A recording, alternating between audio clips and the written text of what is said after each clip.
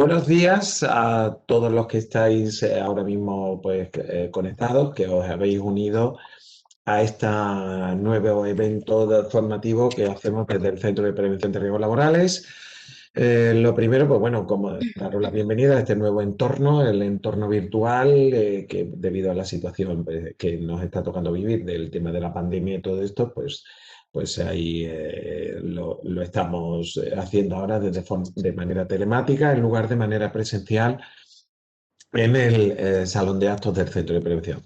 Siempre me gusta comenzar, pues bueno, un poco contando lo que somos los Centros de Prevención de Riesgos Laborales de Andalucía, pues como órgano especializado de la Administración Laboral Andaluza, tenemos la misión a nivel provincial de lo que es el llevar a cabo el seguimiento de las condiciones de seguridad y salud de las personas trabajadoras, procurando la mejora de sus condiciones de trabajo, y desarrollamos las funciones de promoción, asesoramiento técnico y colaboración y vigilancia con el cumplimiento de la normativa de prevención de riesgos laborales, pues con la inspección técnica de trabajo y de la seguridad social, pues dentro de esa área de lo que es la promoción de la prevención de riesgos laborales, eventos y jornadas como la que estamos hoy.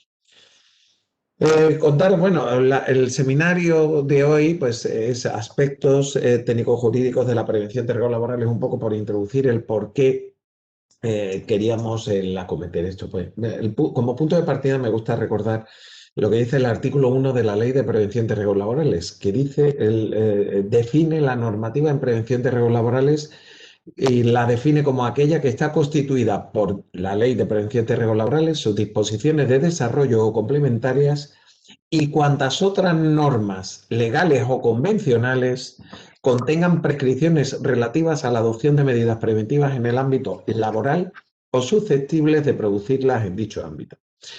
Es decir, esto es una definición amplísima de lo que es la normativa en prevención de riesgos laborales. Pues esto, yo en años, antiguamente, pues yo una de las ponencias que nos tocaba intervenir desde el Centro de Prevención, yo ponía una transparencia que era la relación de normativa que había y el número de normas que eran de aplicación, y claro, cuál era nuestra sorpresa, pues que era en torno a 300 normas con un crecimiento de un 3% anual. Es decir, os estoy hablando de que estamos hablando de un horizonte normativo amplísimo, luego en función de ya cada industria o cada característica en la que entramos. Por otro lado, artículo 42 de la ley establece que el incumplimiento por parte de las personas responsables de la empresa de sus obligaciones en materia de prevención de riesgos laborales pues podrá dar lugar a responsabilidades administrativas, así como responsabilidades civiles o penales. Las administrativas que vienen contempladas en la LISOS, el Real Decreto Legislativo 5 del año 2000, que es la Ley de Infracciones y Sanciones del Orden de lo Social, y en el Código Penal, donde aparecen pues, diferentes tipos de delitos que nos pueden aplicar con respecto a esto. Fuera parte, pues todo el tema de lo que es la posible responsabilidad pecuniaria que sale también con la seguridad social, con el tema de lo que es el recargo de prestaciones.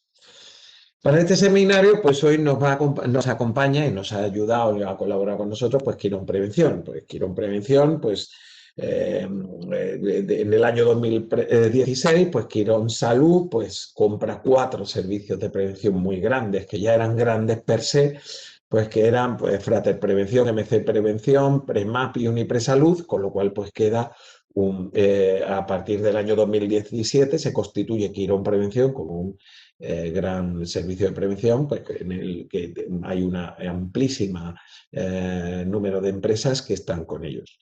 Por ello, pues me acompaña en esta mañana pues doña Maripaz Barrio Narváez, directora provincial para Málaga y Sevilla de Quirón Prevención, pues que me acompaña en las labores de presentación de esta jornada. Así que buenos días, Maripaz. Buenos días. Cuando quieras, pues tú nos cuentas aquí. Bienvenida a este espacio, a este nuevo centro que nos perdemos la cervecilla y el café de mañana. Y vernos las caras, ¿no? Sí, porque además cuando nos vemos ahora presencialmente nos vemos enmascarados como la última vez que nos vimos. Así que cuéntanos. Perfecto.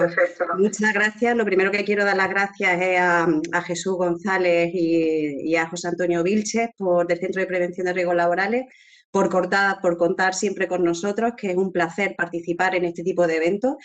Y bueno, y estoy convencida de que será interesante esta jornada y me encanta este tipo de encuentros porque podemos compartir experiencias y aunque perdamos la parte personal de ponernos cara y bueno, y el café, ¿no? que siempre nos aporta, pues bueno, pues tenemos que adaptarnos a las nuevas circunstancias y bueno, pues lo haremos en este foro y utilizando el chat que para eso está también, ¿no? De Quirón Prevención no puedo contar mucho más porque ha hecho una magnífica presentación de lo que es el grupo Quirón Prevención, Jesús González, ¿no? Entonces, bueno, pues solamente remarcar que somos el grupo de prevención de riesgos laborales a nivel internacional más grande, fruto de la fusión de las 4 sociedades de prevención. Y bueno, esto nos hace tener una visión y una experiencia amplia en todos los sectores y temáticas de prevención, ¿no? Por ello queremos aportar y compartir en esta jornada nuestros conocimientos sobre un tema recurrente, que son los aspectos técnicos y jurídicos de la Ley de Prevención de Riesgos Laborales, que puede parecer que es y a priori es un tema que puede ser muy extenso, pero que Enrique pues nos va a concretar pues, para sacar la parte bueno, que va de aplicación o que nos puede interesar en la empresa. En las 2 últimas décadas, los índices de incidencia y siniestrabilidad laboral han tenido distintos comportamientos. Todos están justificados por la aparición de la Ley de Prevención de Riesgos Laborales, la crisis, la evolución de la tecnología, la precariedad en algunos sectores de producción. Pero estos índices analizan el colectivo. ¿Pero qué ocurre cuando nos alejamos de la estadística y nos toca un accidente de cerca, un accidente de trabajo? A pesar de que en un análisis de accidentes se buscan las causas, siempre el empresario o las personas que están implicadas en prevención, pues aparece lo primero que nos preguntamos, bueno, ¿y qué responsabilidad tengo yo en este caso, ¿no? Y además tenemos una legislación que es muy extensa y esto hace que la respuesta sea compleja. Por ello creo que es necesario darle un espacio y un contenido monográfico a este tema para abordar los distintos escenarios en los que nos podemos encontrar y ayudar a las empresas a conocer la responsabilidad que le asigna la legislación vigente. Por esto, pues bueno, yo creo que lo mejor es escuchar al ponente y que nos aclare todas estas dudas y estoy convencida de que esta jornada pues, va a ser muy interesante y espero que dé la oportunidad, que casi es lo mejor, ¿no? de al final compartir pues, preguntas, dudas y demás a través del chat y demás. Pues nada, sin más, te dejo, Jesús. Muchísimas gracias. A vosotros por vuestra colaboración, porque a fin de cuentas, en la finalidad de esta jornada, que no es otra que la de promover la prevención de riesgos laborales, dando esta visión jurídica que tenemos de las posibles responsabilidades en las que podemos incurrir, que era un poco el punto de vista que queríamos nosotros. Siempre oímos la empresa, pero también tenemos el técnico de prevención, es decir, yo como técnico de servicio de prevención, vosotros como técnicos de servicio de prevención, oye, que es lamentable, lo hablaba yo con Enrique antes cuando estábamos empezando, digo, nosotros vamos a muchísimos juicios de los accidentes que nosotros investigamos y que acaban en vía judicial. Lamentablemente, pues es más frecuente que un poco el encontrarnos algún técnico de prevención allí y no está en calidad de testigo, sino está en calidad de que luego llega a una sentencia condenatoria o no, esa es otra historia, pero entre que si no es un dolor de cabeza importante para personas que están haciendo. Pues muchísimas gracias por vuestra colaboración de Quirón Prevención, ni que decir, vamos a contar muchas veces más con vosotros. La idea... me encantará, lo sabes. La idea que tenemos nosotros, que es la oportunidad que nos da esta plataforma, es la de que podemos, con más comodidad para las personas que colaboran con nosotros, puesto que no hay desplazamiento ni nada, el poder hacer más labor formativa, y es un poco pues con José Antonio Vilches y Juan Carlos Manzano, el equipo técnico de formación, que están ellos ahí al tema. Bueno, nos centramos. Insisto en lo que ha dicho Maripaz, que se me había pasado a mí, cualquier pregunta que cualquiera de las personas asistentes que tenga o que quiera plantear en el coloquio final. Ahí tenéis a mano derecha abajo el chat, planteáis las preguntas que la gente nuestra de formación pues está ahí haciendo un poco la labor de selección de las preguntas, pues un poco pues para introducir el tema. La ponencia pues, se titula pues, Aspectos técnicos, jurídicos y responsabilidades tras un accidente laboral. Pues es don Enrique Rodríguez Prolongo. Enrique es gestor de grandes clientes de Andalucía de Quirón Prevención. Él pues, es ingeniero técnico industrial, especialidad electricidad y electrónica por aquí, por la Universidad de Málaga. Técnico superior en las 3 especialidades, en seguridad, higiene y ergonomía y psicosociología. Es perito judicial en materia de prevención de riesgos laborales por aquí, por la Universidad de Málaga, y colabora como formador en diversos másteres de prevención, pues, del Colegio de Ingenieros, Graduados Sociales de Málaga, la Escuela de Graduados Sociales de Almería, etc. Así que, pues nada, cuando quieras, Enrique, pues aquí estamos para tu intervención. Muchas gracias. Gracias. Bien, primero, como comentaba, agradeceros a todos la oportunidad que me dais de exponeros este tema, ¿no? Para mí es difícil el ponerme delante de una pantalla a explicar todo esto, porque estos temas donde mejor se ven son en un coloquio, ¿no? Pero bueno, es lo que nos toca y voy a intentar, si no aclararos algunos términos de los que hoy no encontramos jurídicamente, ¿no?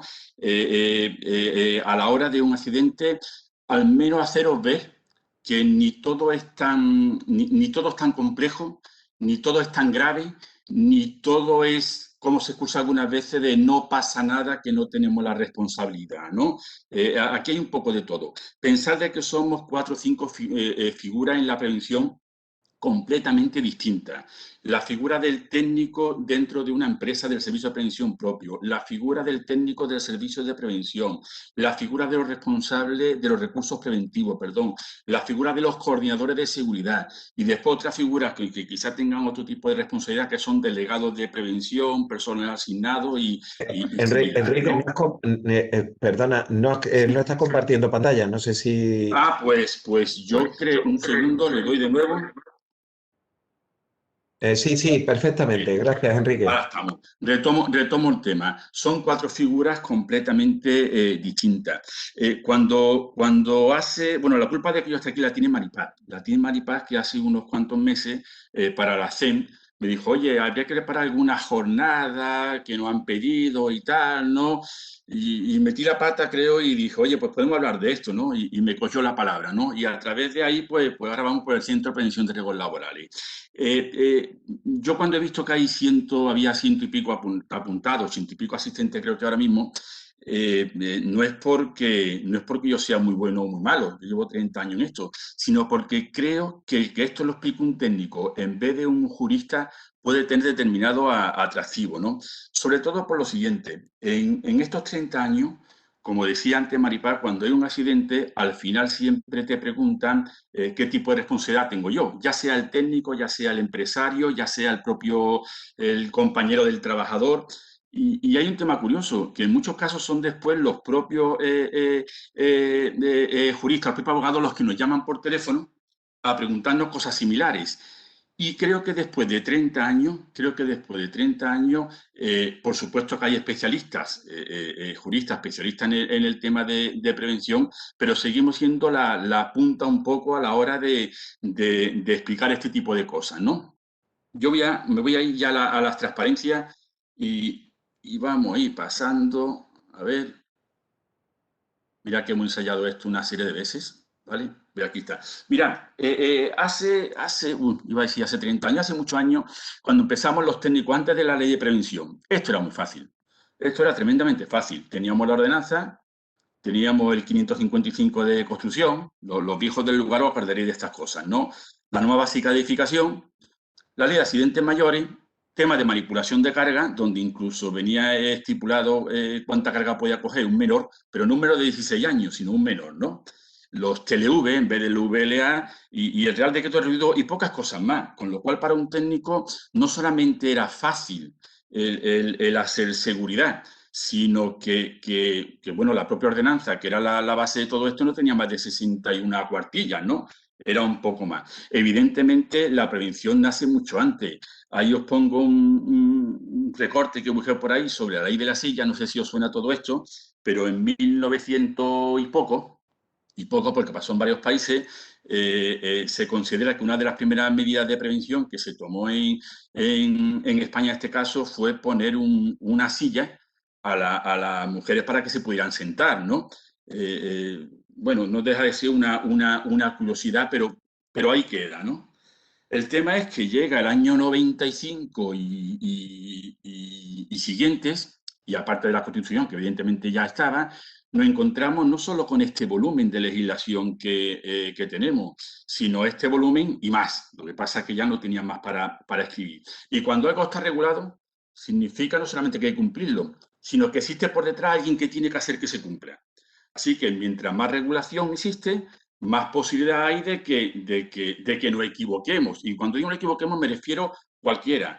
Técnico, empresario, el encargado, el de mantenimiento, el que fuera. Aquí responsabilidad existe para todo el mundo. Cuando hablo de responsabilidades, y digo responsabilidad y no culpa, me gusta marcar todo esto. Responsabilidad tiene hoy prácticamente cualquier persona en su trabajo.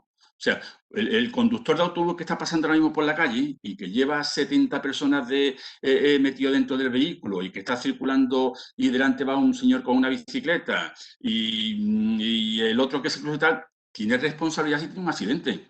Depende de lo que haya ocurrido, ¿cierto o no? Lo mismo pasa en muchísimas profesiones. Lo que quiero decir es que parece que por tener responsabilidad tenemos que tener más o menos miedo. No, tenemos que ser coherentes con el trabajo que realizamos y realizarlo evidentemente en perfectas condiciones, ¿no? Mira, la base de esta legislación, os voy a dar unos aspectos muy básicos y al final acabaremos viendo ejemplos, ¿sí? La base de todo esto es la Constitución, evidentemente. La base de la legislación preventiva actual española se encuentra en la Constitución española. En el artículo 40.2 habla de que los poderes públicos velarán por la seguridad y higiene del trabajador. Fijaros, hablaba de seguridad y higiene, no hablaba de prevención de riesgos laborales, hablábamos antes de la ley de prevención. Y en el 43.2 dice que compete a los poderes públicos organizar y tutelar la salud pública a través de las medidas preventivas. Y todas estas medidas preventivas son las que después ya existían, como hemos visto antes, y después a lo largo del año se va regulando con toda la base legislativa que existe en España, ¿no? Bien. Otro principio básico, el principio de la actividad preventiva. Dice, la efectividad de las medidas preventivas deberá prever las distracciones e imprudencias no temerarias que pudiera cometer el trabajador. Esto es muy importante.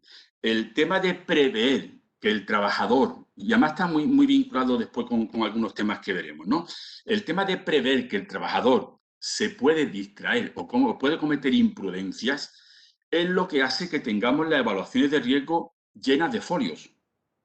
Si nos vamos a la ley de, a la ley de prevención, si nos vamos a todo este espíritu de la prevención, en teoría hay que evaluar lo que no se puede evitar. Lo que se puede evitar habría que simplemente evitarlo, ni siquiera evaluarlo, ¿cierto? No.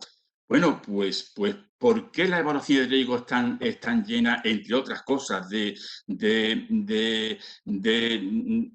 nunca mejor dicho, de evaluaciones, ¿no? De valores, ¿no? Pues simplemente porque, entre otras cosas, prevemos la distracción y la imprudencia de los trabajadores. Importante, las no temerarias. Las temerarias significaría que no hablaríamos de accidentes de trabajo ni similar, ¿eh? También lo veremos más adelante. La imprudencia temeraria se excluye de este concepto debido a que esta situación se ha separado del nexo causal entre trabajador y accidente. Por tanto, el accidente laboral o enfermedad no será accidente laboral o enfermedad común. Esto es algo que sobre todo el personal que viene de mutua lo tiene bastante claro, ¿no? Tiene bastante claro. Tiene bastante claro que cuando existe una imprudencia temeraria no es accidente de trabajo y también tiene bastante claro de que este tipo de cosas quien tiene que dictaminar después va a ser un juez. ¿vale? Difícilmente somos nosotros. Yo os puedo decir que en años que llevo en esto, en época de mutua, he visto como accidente de trabajo el que un señor le pegue en la obra una puñalada a otro, ¿no? Por motivos que no tienen que ver el trabajo, y al final han sido accidentes de trabajo, ¿no? Y cosas similares, barbaridades, ¿no? O gente escapando de algún sitio porque llevaba la inspección de trabajo y saltaba un muro se equivocaba y saltaba de 10 metros de altura, ¿no? Y dice uno, ¿qué hace allí, no? Y bueno, y barbaridades como esa, ¿no? Bien, vamos a ver algunos conceptos de imprudencia. Hablo para la vía penal, ¿eh? Se produce un delito imprudente cuando se realiza una acción omitiendo el deber de prudencia o cuidado y, entre ellos, por varios motivos. No haber observado prudencia o cuidado, es básico, hablamos de imprudencia. Ignorar el deber de cuidado y porque conociendo ese deber de cuidado se creyó que no se iba a producir el resultado de las condiciones y características de las personas de la acción a realizar. A fin de cuentas nos vamos a los puntos anteriores de lo que sería la falta de prudencia del trabajador, ¿no? Por lo que llenamos la evaluación de riesgo, ¿no? La distracción y la imprudencia. Bueno, pues eso a fin de cuentas está definido aquí. Por consiguiente, en los delitos imprudentes no hay mala fe o intencionalidad. Esto es muy importante a la hora de que un técnico, de que cualquier persona sea acusada, ¿vale? Investigada, después imputada o acusada. Y es que no haya mala fe. Entre que exista mala fe o no la haya, hay una diferencia abismal.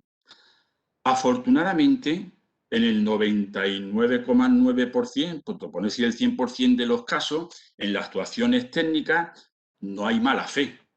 Cuando un técnico se equivoca en un informe, no hay mala fe. Cuando un coordinador de seguridad está trabajando y resulta que ese día no está en la obra y alguien se ha caído desde la planta X o se ha cortado un dedo y tal, en principio no hay mala fe. No solamente no hay mala fe, sino que no está allí empujándolo, no tiene intención de hacer nada, ¿no? Con lo cual esto es bastante importante. El concepto de que no quiere decir de que se dé un caso de que sí, ¿vale? Pero fundamental. Bien, dentro de la imprudencia, dice, una imprudencia grave se da cuando se infringen los deberes elementales que pueden exigir a un individuo normal y se dan modalidades frecuentes, estas dos. Y perdóname que mueva porque la misma pantalla de vosotros me tapa. Dice, a tener en cuenta la imprudencia temeraria, cuando se ha hecho un olvido total y absoluto de las más elementales normas de previsión y cuidado. ¿Os suena esa parte como algo fundamental en lo que es la formación?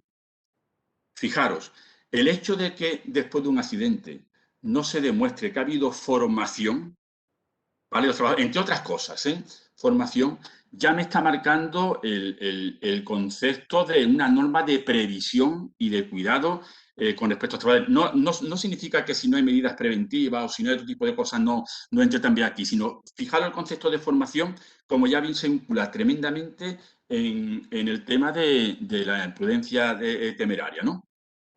Así todos nosotros vamos a la parte profesional, ¿vale? Que es como se llamaría cuando ocurre en el puesto de trabajo, ¿no? Y la imprudencia profesional se define cuando se produce en el ex artis, os pongo ahí, cuando las reglas del profesional, ¿no? La calidad exigible que se le marca. Si yo soy médico, pues tengo unos conocimientos sanitarios que abarcan la actividad que yo voy a realizar, ¿no? Y tengo que hacerlo bien. O si soy técnico, 3/4 de lo mismo. O si soy incluso el encargado de la obra, ¿no?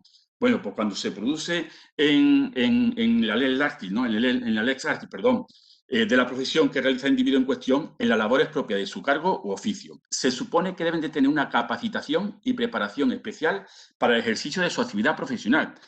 En los técnicos de prevención está claro que tenemos una capacitación y preparación especial, ¿cierto o no? La tenemos porque hemos tenido que formarnos siendo técnicos superiores o técnicos intermedios o técnicos básicos y tenemos nuestras competencias en función de esa formación, ¿vale? Bien, en caso de condena penal, además de la pena principal, puede llevar aparejada la asesora privación temporal del ejercicio de la profesión, empleo o cargo. Puedo decir de que esta parte afecta muchísimo, sobre todo cuando hay algún tipo de condena, al personal técnico y sanitario el que pueda conllevar la privación temporal de su profesión, ¿vale? En el caso del derecho de trabajadores, esta imprudencia grave, temeraria, agravia, profesional, como lo queramos llamar, se encuentra regulada expresamente en el artículo 37 del Código Penal. Bien. Un segundito. Sigo pasando. Bien. Después hay otro tipo de imprudencia que son menos graves, que son, para distinguir esta imprudencia de la grave, se toma como referencia al resultado producido. Esto es el tipo de lesiones o homicidio que ha tenido lugar como consecuencia de esta lesión.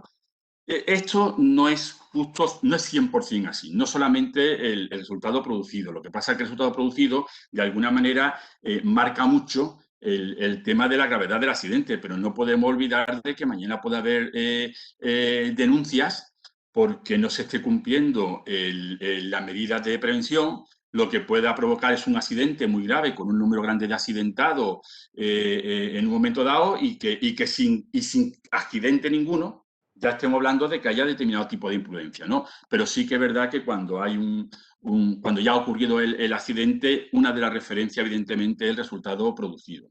Y después está la imprudencia leve, que esto está despenalizado, ¿no? De alguna manera, ¿no? Y que todo se trata en la vía civil, ¿vale? Importante, en el propio contrato laboral, en un contrato laboral, incluyen las condiciones de que hay que velar por la seguridad y salud de los trabajadores. O sea, que cuando una persona ya está contratada, ya partimos de que nos afecta evidentemente en el ámbito laboral la ley de prevención de riesgos laborales y todo lo que se demanda de ella, ¿no? Bien, vamos primero a hablar del derecho de los trabajadores. Cuando hablamos de un accidente de trabajo, hablamos sobre un delito contra los derechos de los trabajadores. El artículo 316 del Código Penal establece que los que con infracción de las normas de prevención de riesgos laborales y estando legalmente obligados no faciliten los medios necesarios para que los trabajadores desempeñen su actividad con las medidas de seguridad e higiene adecuadas, de forma que pongan así en peligro grave su vida, salud o integridad física. Serán castigados con las penas de prisión de 6 meses a 3 años y de multas de 6 a 12 meses. Bien. Volvemos a lo mismo, no es lo mismo que la acción sea dolosa a que solamente sea una imprudencia. Fijaros que cuando hablamos de los medios necesarios, no hablamos solamente de equipos de protección individual o colectivos, no hablamos solamente de formación. Hoy todo lo que demanda la ley de prevención para evitar un accidente de trabajo, todo lo que demandan son medios para que los trabajadores desempeñen su actividad. Una evaluación de riesgo es un medio para evitar que se accidenten y para desarrollar una actividad. Una medición higiénica son los que dictaminan elementos de protección que van a tener los trabajadores y pueden desempeñar su actividad. Si me apuráis, una planificación es lo que facilita los medios necesarios para que un trabajador desempeñe su actividad. Evidentemente, la frase va muy dirigida a la palabra medios como tal, ¿no? A la parte física, a los equipos, ¿no? A los equipos de formación, pero que cualquiera de estos elementos son medios necesarios para desempeñar la actividad, ¿vale? Los responsables de estos delitos desde la perspectiva penal suelen ser los empresarios titulares de la empresa, administradores o encargados del servicio, arquitectos. Meto aquí el tema de arquitectos, peritos, encargados, jefe de obra por el tema de construcción, pero evidentemente todas las figuras que existen en el ámbito de la prevención donde se presta la actividad profesional. Y cuando una persona jurídica, los responsables serán administradores de aquella o los encargados de los servicios que le manden. A fin de cuentas, lo que nosotros vamos a encontrar no son el trabajador designado, los servicios de prevención propios, los servicios de prevención ajenos, el mancomunado, la combinación de esto, el coordinador de seguridad, los trabajadores, los recursos preventivos. Bueno, yo creo que vamos a tener todo este tipo de figuras y, por supuesto, no olvidemos los empresarios. El empresario de ninguna manera, o sea, el empresario delega funciones, pero tiene que, después lo veremos más adelante también, ¿no? Pero tiene que vigilar la delegación de esas funciones, ¿no? Y además no le exime de responsabilidad. ¿Vale? El accidente laboral en la jurisdicción social. De todo esto después viene un cuadro con un resumen, que creo que os puede venir bien, ¿no? Hemos de anticipar que el uso de la vía penal o civil no es obstáculo alguno para el inicio de la vía ante la exclusión social, cuando además el trabajador ha podido sufrir cualquiera de las modalidades de incapacidad que recogen la ley de la seguridad social. La responsabilidad social nunca será privativa de libertad o de derecho, que afecte a la pérdida de empleo o cargo de responsable, sino que sea de carácter indemnizatorio. Bueno, en el tema laboral lo más claro de la jurisdicción social está en el recargo de prestaciones, ¿no? Supongo que todos sabemos lo que es un recargo de prestaciones, que va del 30 al 50% de todos los costes que haya tenido el accidente de trabajo, incluido su tipo de invalidez que pueda tener. Y eso sí, tiene que haber una relación directa entre lo que ha provocado el accidente y la falta de medidas de seguridad, ¿eh? Relación directa, existencia de un nexo casual entre el accidente o enfermedad y el incumplimiento del empresario por la prevención de riesgos laborales. El incumplimiento tiene que ser de obligación del empresario y no del trabajador o de un encargado del trabajador.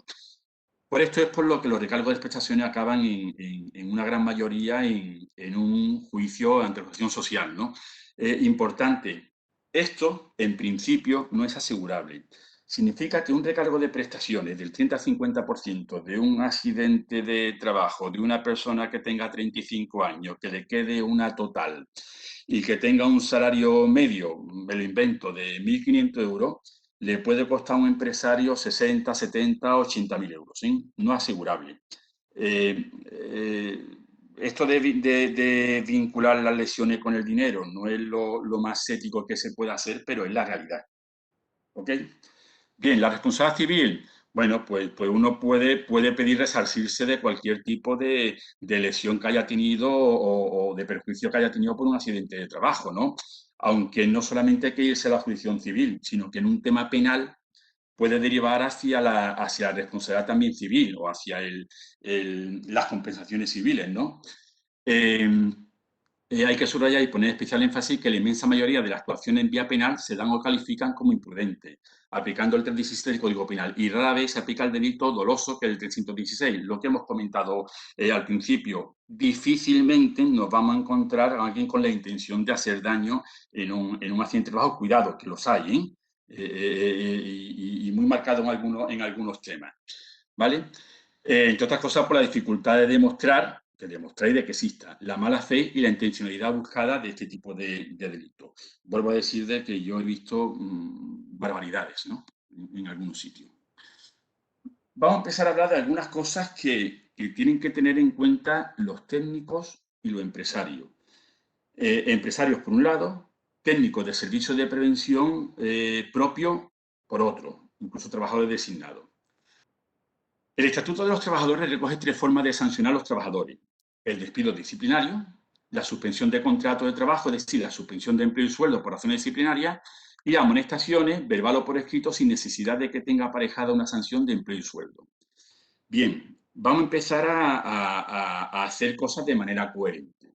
Si yo soy técnico de un servicio de prevención propio, ¿vale?, y tengo unas funciones delegadas, y hay trabajadores que no están cumpliendo con las medidas preventivas, si yo no hago absolutamente nada, difícilmente podré demostrar el día de mañana, si ha habido un accidente, de que yo estoy velando por la seguridad de los trabajadores, que estoy asegurándome que cumplen con la medida, de que insisto de que cumplan con la medida. O sea, el papel que hacemos se queda en un cajón.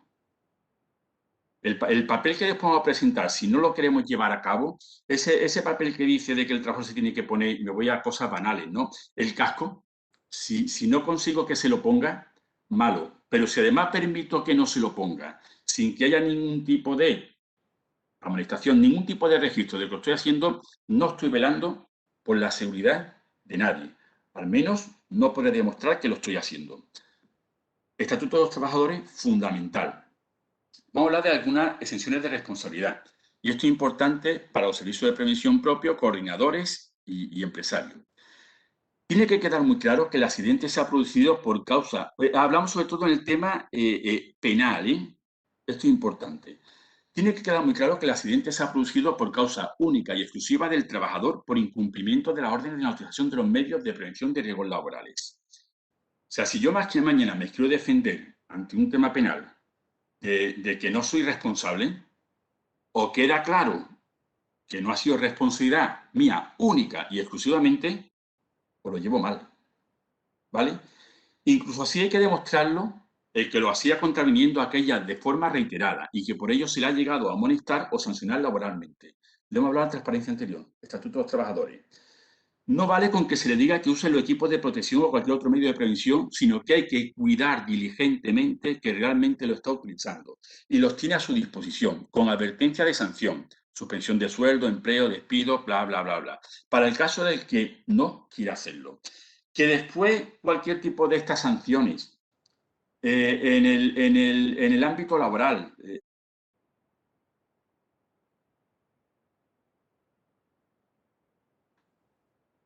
hablamos desde el punto de vista del que está velando por la seguridad del trabajador. Señores, velamos por la seguridad del trabajador y velamos también, importante, porque se hagan las cosas bien, porque si no, el día de mañana no podré demostrar que lo estoy haciendo coherentemente.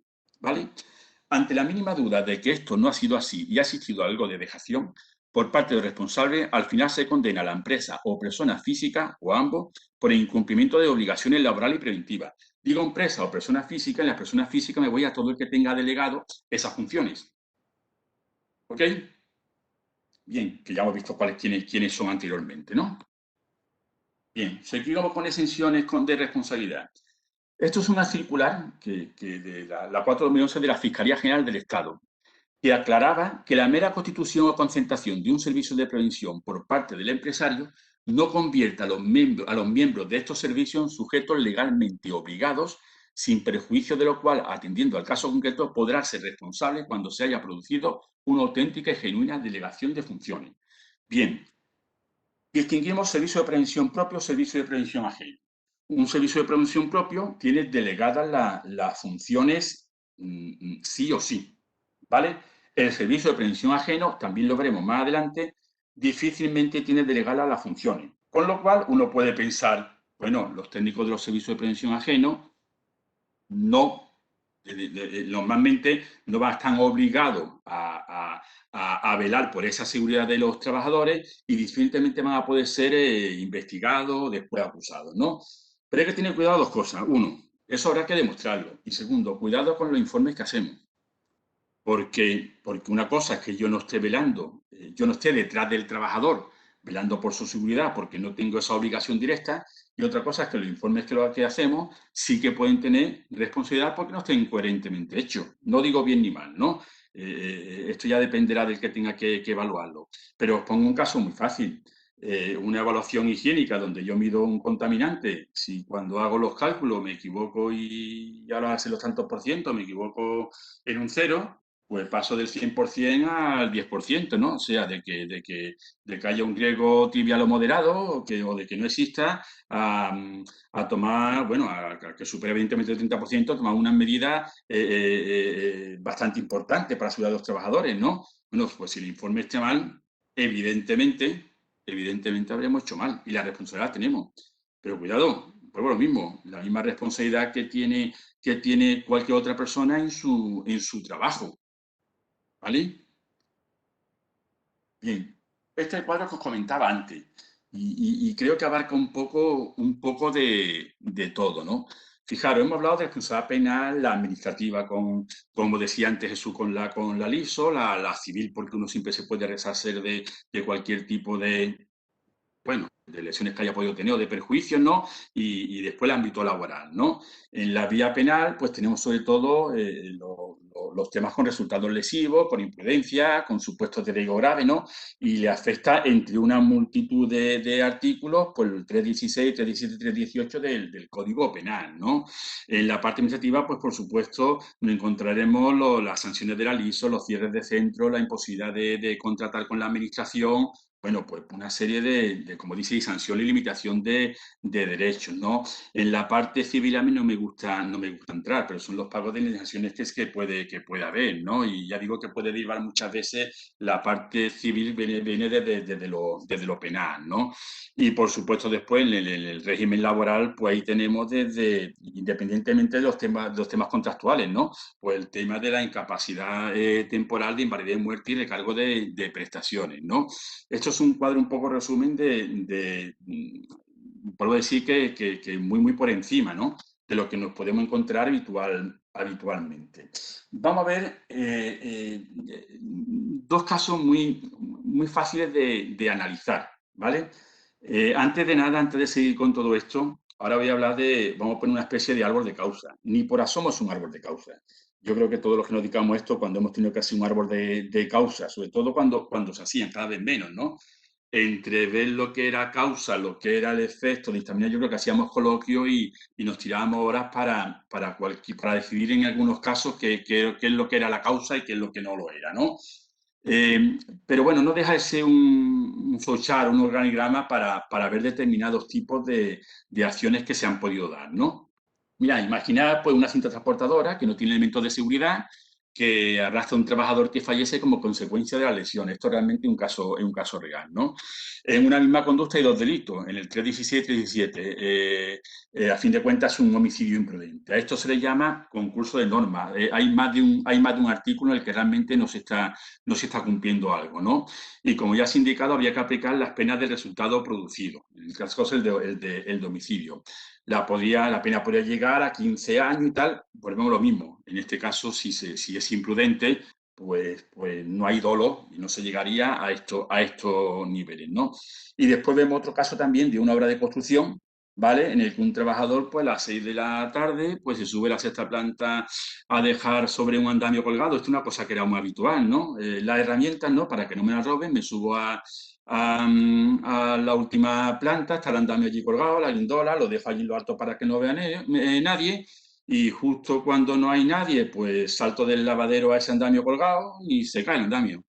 Y se cae el andamio con el trabajador. Existe línea de vida, existe equipo de protección, existe de todo, pero el trabajador que está formado y tiene experiencia, pues salta, pega un botecito, se sale de la lira, se cae y fallece, ¿no? Son dos casos reales. Vamos a ver el caso del primero. En el primero estaba limpiando la máquina y está viendo una tarea de limpieza, se resbala, ¿vale? En un momento porque está el suelo húmedo. Bueno, el suelo es causa, es efecto, es una condición que había, no entramos en eso, ¿no?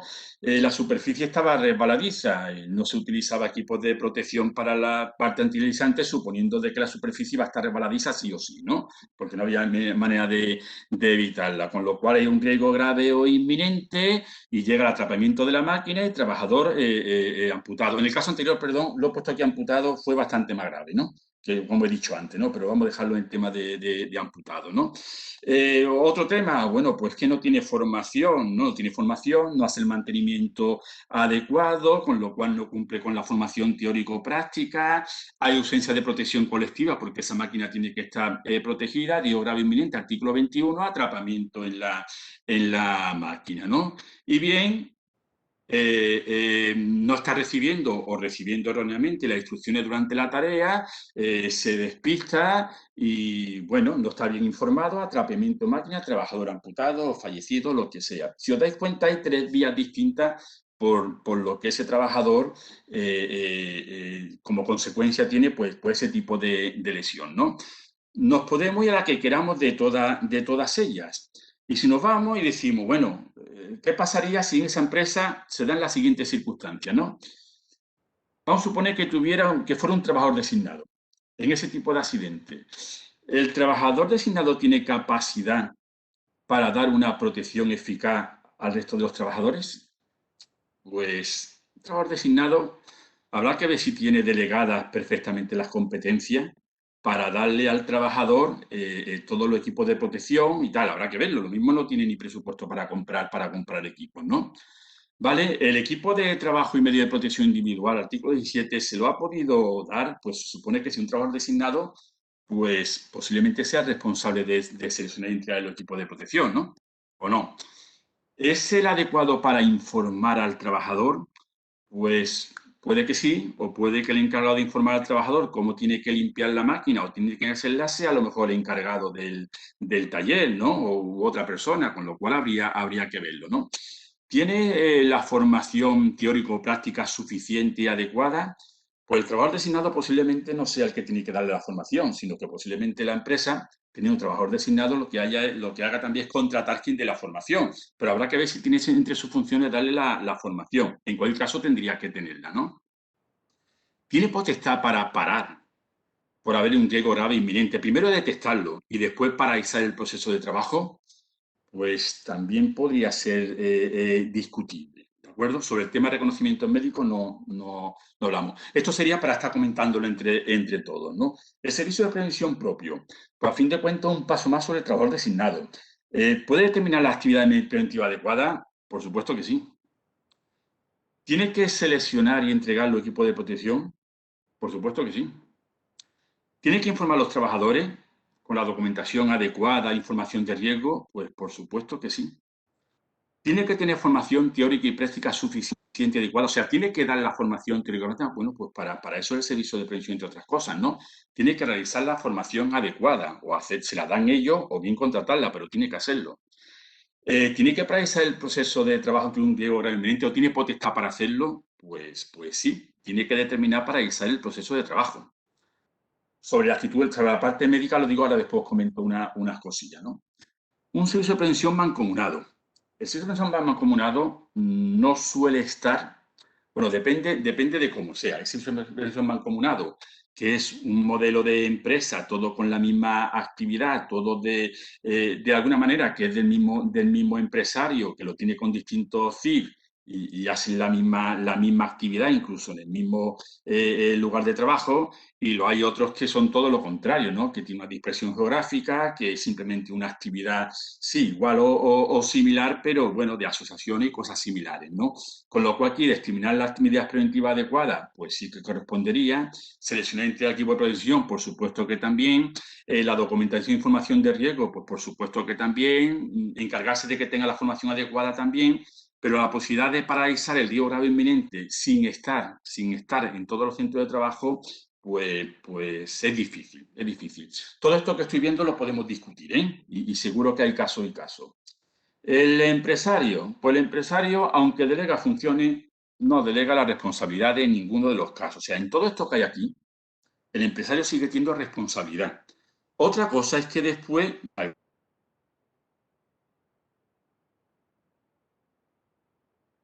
sus funciones sobre determinado personas, ¿no? Entre ellos el servicio de prevención propio, ¿vale? Incluso no solamente eso, sino vamos al ámbito de la construcción, no solamente en coordinaciones de seguridad, sino en la dirección técnica y facultativa, en encargados de obra, en recursos. Si no fuera así, prácticamente no habría presidente o gran empresario de la construcción que desgraciadamente no haya tenido accidente en sus empresas, ¿no? Y que, bueno, estarían todos los días investigados, ¿no? ¿Vale? Y un servicio de prevención ajeno, pues protege o tiene derecho para proteger de tener de dar una protección eficaz a los trabajadores.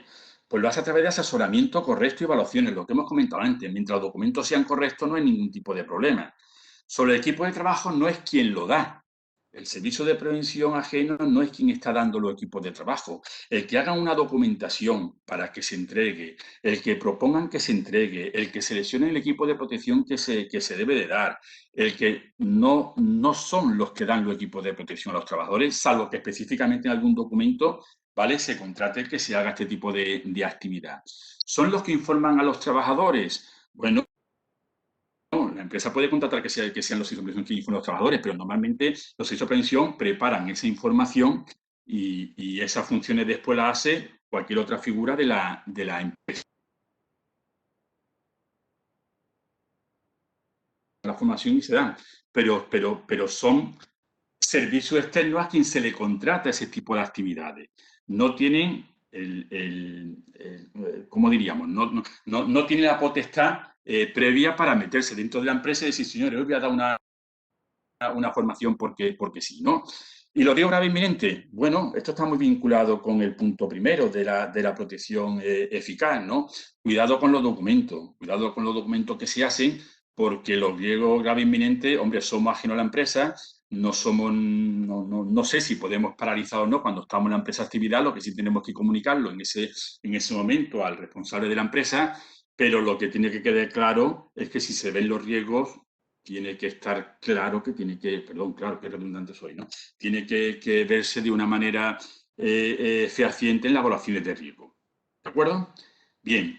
Y de los coordinadores hablemos más adelante. En el segundo caso que habíamos visto, en el del trabajador que salta al andamio colgado y que se cae, Pues primero ha finalizado la jornada. Bueno, el hecho de que haya finalizado la jornada no significa de que no esté todavía trabajando. Estaba en la obra, estaba allí, ¿no? No hay una caseta para herramientas, con lo cual lo deja, pues eso, en el andamio colgado, ni instrucciones para ello, ¿no?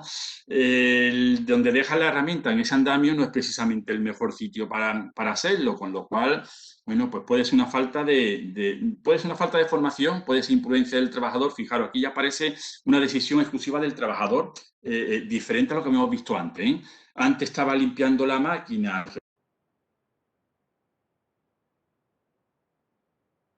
evidentemente, de lo que es su trabajo habitual, ¿vale? De lo que estuviera haciendo, que en este caso era poner monocapa, ¿vale?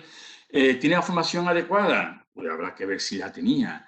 La línea de vida y en la ciudad estaban, con lo cual no se está incumpliendo nada. Es el trabajador el que no lo hace y no se la pone porque saltó como podía haber tirado la herramienta, saltó pues para 10 segundos, ¿no? No utiliza esa línea de vida que realmente estaba y se cae, ¿vale? Y por el tercer punto es la instalación del andamio de la empresa por una empresa subcontratada. Oye, pues el andamio se ha caído. ¿Y el andamio se puede caer? O sea, contemplamos en una evaluación de riesgo, contempla un coordinador de seguridad, contempla un técnico en previsión, contempla de que un andamio se pueda caer, se contempla documentalmente. Pero evidentemente el hecho de que el andamio, o sea, la línea de vida que se tiene no está de alguna manera para decir, bueno, es que el andamio se puede caer. El andamio tiene que estar montado correctamente. Yo tengo una línea de vida porque en un momento dado puedo sacar el cuerpo por fuera del andamio, porque evidentemente puede haber otras consecuencias distintas a las que fueron en este caso de que se caiga, pero no se puede contemplar de ninguna manera como una defensa. Mire ustedes que los andamios se caen. No se caen. Los andamios se montan correctamente, se revisan periódicamente y se certifican de que están montados de acuerdo a las prescripciones técnicas que correspondan, ¿no? Bien, vamos a analizar lo mismo que hemos hecho antes en una tabla lo que ha pasado, ¿no? Pero aquí metemos al coordinador. El coordinador tiene la capacidad para hacer una protección eficaz sobre los trabajadores. La tiene aunque no siempre. El coordinador de seguridad no siempre está en la obra, el coordinador de seguridad no está vigilando detrás de cada trabajador. Esto es importante, ahora después enseñaré una jurisprudencia que hay sobre este caso, pero en teoría debe tener la capacidad de ejercer la protección eficaz sobre los trabajadores, ¿no? Los equipos de trabajo, el coordinador o bien lo entrega o controla de que se están entregando, ¿no? Es algo habitual, ¿no? De ser informado, el coordinador habitualmente está controlando de que los trabajadores que entran en la obra pues tienen la documentación adecuada, son informados, tienen el registro de la empresa para la que trabaje o de la empresa realmente que está coordinando dentro de la obra, ¿no? Bien, ¿tiene formación técnica y práctica suficiente adecuada? Bueno, vamos a ver, en el ámbito de la construcción, yo creo que uno de los pocos sectores donde claramente la formación está no solamente regulada, que ya el artículo 19 de la ley ya lo dice, sino que la propia formación del convenio es una formación bastante explícita y específica sobre lo que tiene que tener cada uno. Y hoy ya es más difícil que se vea gente que no tenga formación en el ámbito de la construcción dentro de una obra. ¿De acuerdo? ¿Puede determinar riesgo grave o inminente? Vamos a ver, el coordinador de seguridad no está comprobando si una red está bien todos los días, si un andamio está bien todos los días, si el producto que están volcando en ese momento, si el forjado que han hecho va a aguantar el peso del hormigón que se está echando. Lo que quiero decir con esto es que una cosa es controlar y coordinar y otra cosa es el poder detectar cualquier tipo de grave inminente en un momento determinado. Y esto es muy importante. Vuelvo a decir que una cosa son todos los controles que yo hago y otra cosa es que no estoy detrás de nadie. Después veremos un caso muy, muy particular, ¿no? El servicio de prevención propio. Bueno, hay que tener en cuenta que si estamos dentro de la obra con la coordinación de seguridad, muchas de estas cosas se solapan, ¿no? Ya no son tan relevantes, pero evidentemente de una empresa determina las medidas preventivas adecuadas para los trabajadores, aunque sea de carácter genérico. Antes de entrar en una obra, sí que se encarga de la selección y entrega de los equipos, sí que informa a los trabajadores. Prefiero que si todas estas cosas no se están haciendo, sí que existe una responsabilidad en el accidente que hemos visto, ¿no? Sí que hay una formación, o se tiene que encargar de dar una formación teórica y práctica a los trabajadores. Importante la parte práctica, ¿no? Y bueno, determinar si hay un riesgo grave o inminente, primero cuando no está en la obra y segundo cuando no es el que está instalando ese tipo de equipo, pues difícilmente te hace determinar la pensación de un proceso de trabajo, ¿no? El empresario, lo que hemos comentado en el caso anterior, el empresario puede delegar funciones pero no responsabilidades y después tendrá que demostrar hasta qué punto ha delegado, no ha delegado o con qué facultades, ¿no? Y un servicio de prevención ajeno, pues volvemos con el caso anterior. El asesoramiento tiene que ser correcto, la evaluación es correcta, la documentación tiene que ser correcta, pero no está dentro de esa obra. Selecciona el equipo que se le puede dar si se le pide, pero no es el que se lo da. ¿Vale? Puede preparar la información, pero normalmente no el que da la información, o sí, pero no tiene la potestad para hacerla sin autorización de la empresa, ¿no? Sí que prepara la formación cuando se le contrata, la formación de, perdona, ahí pone foro formación, ¿no? En vez de formación, ¿no? ¿De acuerdo? Y difícilmente va a detectar un riesgo grave inminente en una obra donde no está. Difícilmente. No significa que estas cosas no puedan ocurrir o que de alguna manera en un momento dado nos investiguen o posteriormente nos acusen o nos imputen de ello, ¿no?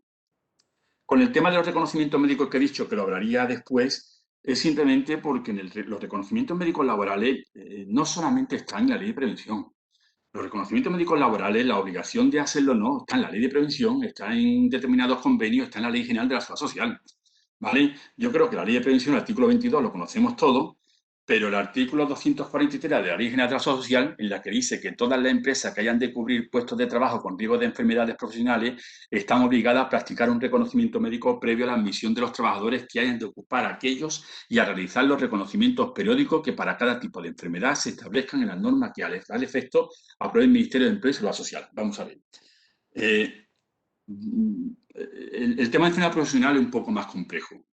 Pero yo voy a poner un ejemplo fácil. ¿Un carnicero tiene que hacerse un reconocimiento médico laboral? Pues yo podemos discutir, pero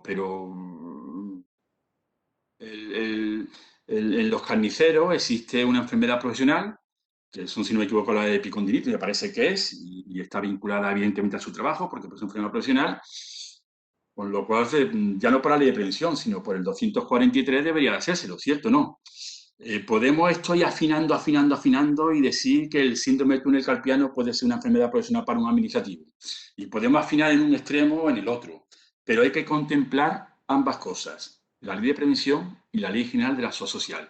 Y por supuesto que determinados tipos de trabajo están específicamente en la ley y específicamente en los reales decretos que le competen, el ruido, de agentes químicos, biológicos, construcción, altura, especifican unas pruebas indispensables, proporcionales al riesgo que deben de hacerse los trabajadores, ¿no? A fin de cuentas, es hacer el reconocimiento médico adecuado a la actividad. Se me seca la boca, ya me quedan unas cuantas nada más. Mirad, vamos a ver unas doctrinas de la Fiscalía referente a determinadas responsabilidades. Cuando veis algo tachado, no es porque te esté tachado por nada, sino porque esto es afortunadamente, Windows nos permite cortar y pegar, y como copiar de otras cosas o traer sentencia de otro sitio más complicado, pues uno lo corta, lo pega, pero no puede borrar. Bueno, sí puede, tampoco vamos a entrar en la habilidad de informática, ¿no? Vamos a ver la doctrina de Fiscalía. Mirad, sobre el empresario, sea individual o constituido como persona jurídica, figura, según se ha anticipado, a la cabeza del sujeto legalmente obligado. El empresario está obligado a garantizar la seguridad y salud de los trabajadores, ¿vale? Eso lo vimos antes. Bien. Os leo ahora. La complejidad de la actividad laboral y la amplitud de la obligación que de una forma tan exclusiva atribuyen al empresario en el artículo 14.2 y 14.3 de la Ley de Pensiones Laborales determinan que el referido obligado pueda e incluso en ocasiones deba recurrir a delegar en otros las obligaciones que sobre él recaen, como deudor de la seguridad. Lo que hablamos antes, yo puedo delegar. Para comprender la delegación de funciones de este ámbito hay que tener en cuenta, en primer lugar, que la obligación legal delegada sigue perteneciendo a la órbita de competencia del delegante, quien en cualquier momento puede recabar para sí las facultades delegadas para el cumplimiento de la obligación. ¿Qué significa esto? Oiga, yo delego. El que delegue no significa de que me pueda olvidar de todo esto. Y si además sobre las personas que delego creo que no lo hacen bien, puedo retomar las facultades que hago. O sea, sigo teniendo responsabilidades. Si a quien yo delego no lo hace correctamente, tendré que buscar otras figuras que lo hagan. Y por ende, si al que yo delego no le permito hacer su trabajo, pues ocurrirá algo parecido, ¿no? Será esa parte que ahora veremos que dirá, oiga, yo puedo hacer, en este caso, servicios de prevención o trabajos designados, servicios de prevención propios, oiga, me han delegado unas funciones que yo tengo que tener la posibilidad la competencia para hacerlo, la posibilidad de hacerlo, ¿no? Bien, vamos a los servicios de prevención. Y este es un poco más curioso. Como se ha dicho, la Ley de Prevención de Riesgos Laborales se ocupa de la regulación de estos servicios, artículo 32,2 de la ley, ¿no? 32.2 de la misma. Define los servicios de prevención como el conjunto de medios humanos y materiales necesarios para realizar las actividades preventivas, a fin de garantizar la adecuada protección de la seguridad y salud de los trabajadores, asesorando, esto es importante, y asistiendo para ello al empresario, a los trabajadores y a sus representantes y a los órganos de representación especializados. El artículo 31.3 establece que los servicios de prevención deberán estar en condiciones de proporcionar a la empresa el asesoramiento y apoyo que precise en función de los tipos de riesgo de ella asistente. De la lectura conjunta de ambos preceptos, se deduce que las funciones que la Ley de Prevención atribuye a los servicios son de asesoramiento y apoyo.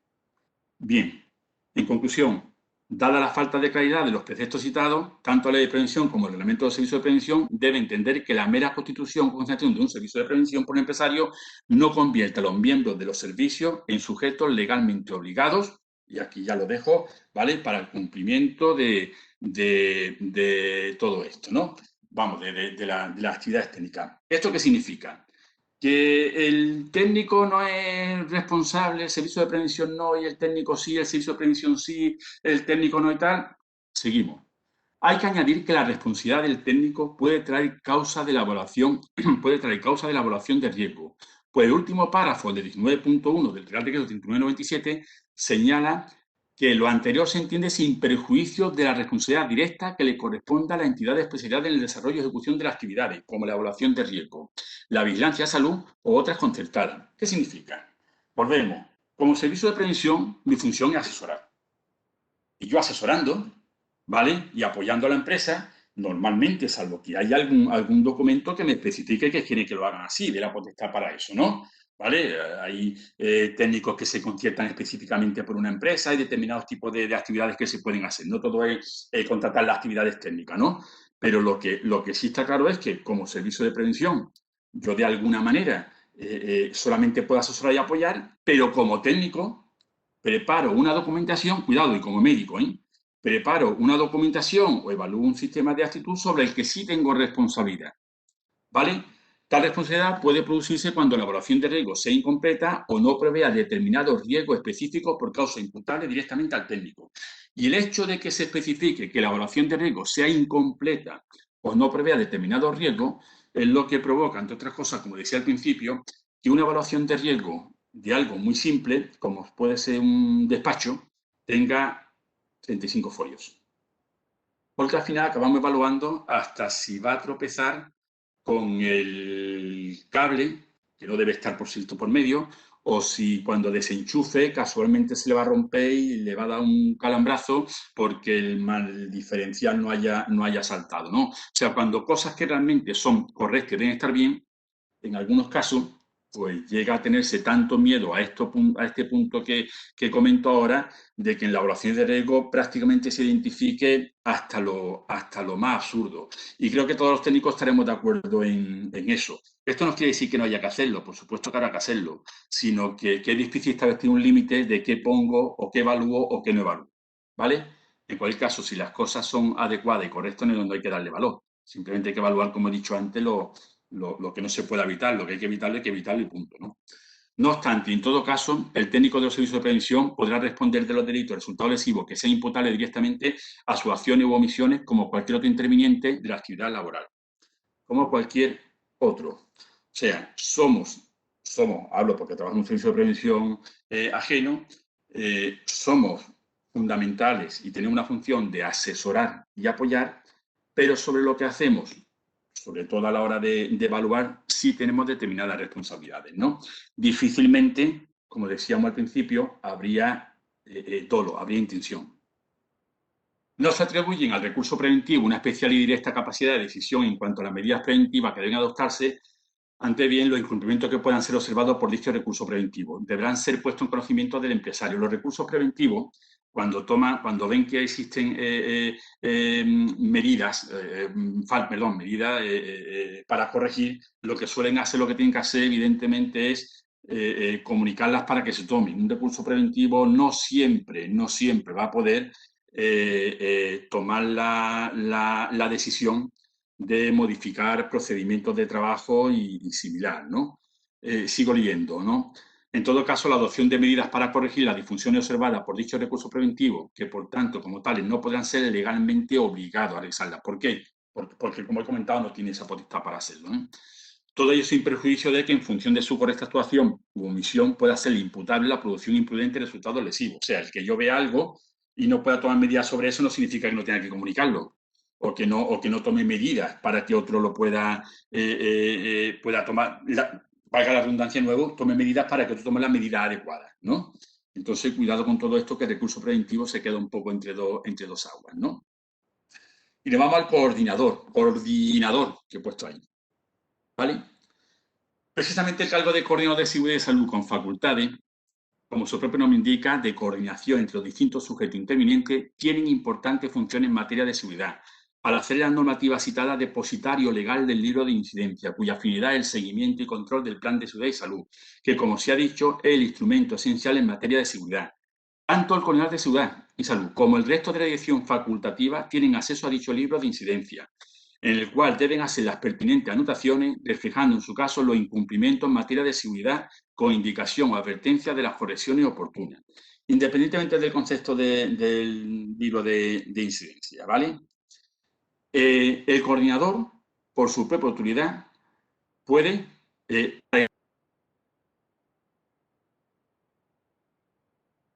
esta que puede ser de especial relevancia en orden a valorar su posible responsabilidad penal. El coordinador de seguridad tiene una responsabilidad, como todos sabemos, tremenda porque a fin de cuentas, como comento aquí en el último párrafo, puede paralizar el procedimiento de trabajo. El problema es dictaminar o examinar qué es grave e inminente, ¿no?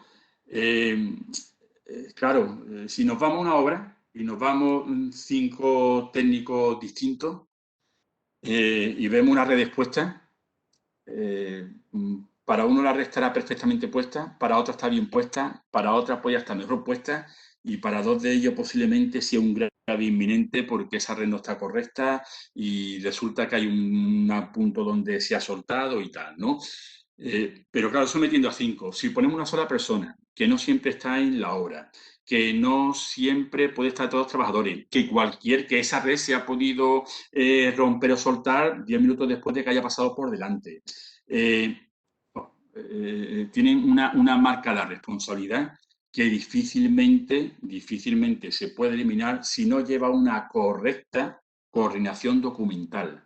Y es triste de que sale la parte documental como más importante que la otra, ¿no? Pero hablamos de a la hora de un tema penal.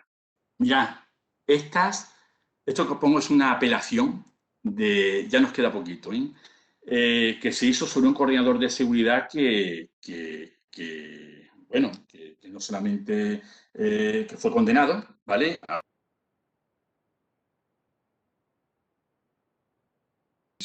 Si podía ponerlo o no, ¿no? Es un caso real, ¿no? Pero se trata de la caída de un rollo de tela asfáltica sobre un trabajador, ¿no? Lo estamos viendo con un puente grúa, creo que era, y en un momento dado, pues cuando lo sueltan, se queda una eslinga enganchada y recae sobre un trabajador, ¿no? El tema es que condenan al coordinador bueno, pues apelan esta decisión.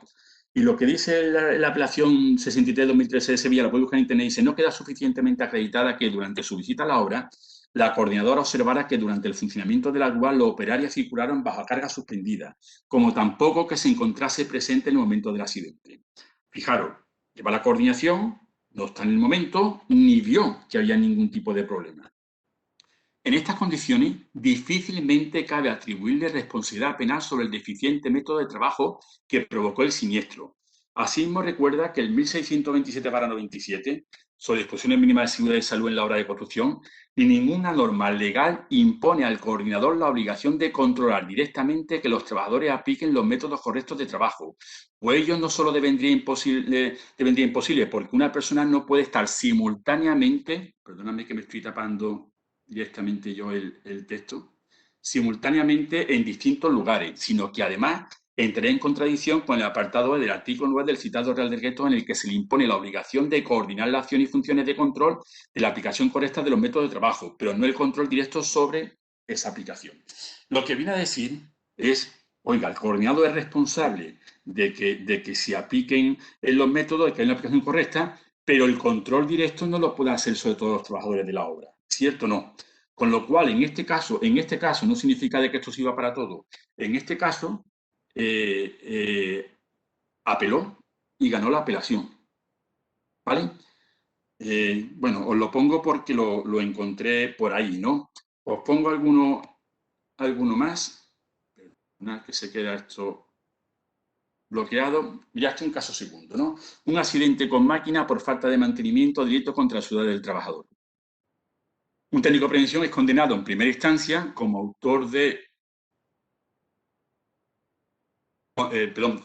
los dos delitos. Nuevamente, el tribunal en apelación le absuelve. La sentencia dictada en apelación considera que, conforme a la legislación laboral, la autoría de este tipo de delitos se extiende en ocasiones a los técnicos en prevención de riesgos, a quien el artículo 31 le atribuye una serie de funciones en el ámbito de la prevención de riesgos laborales.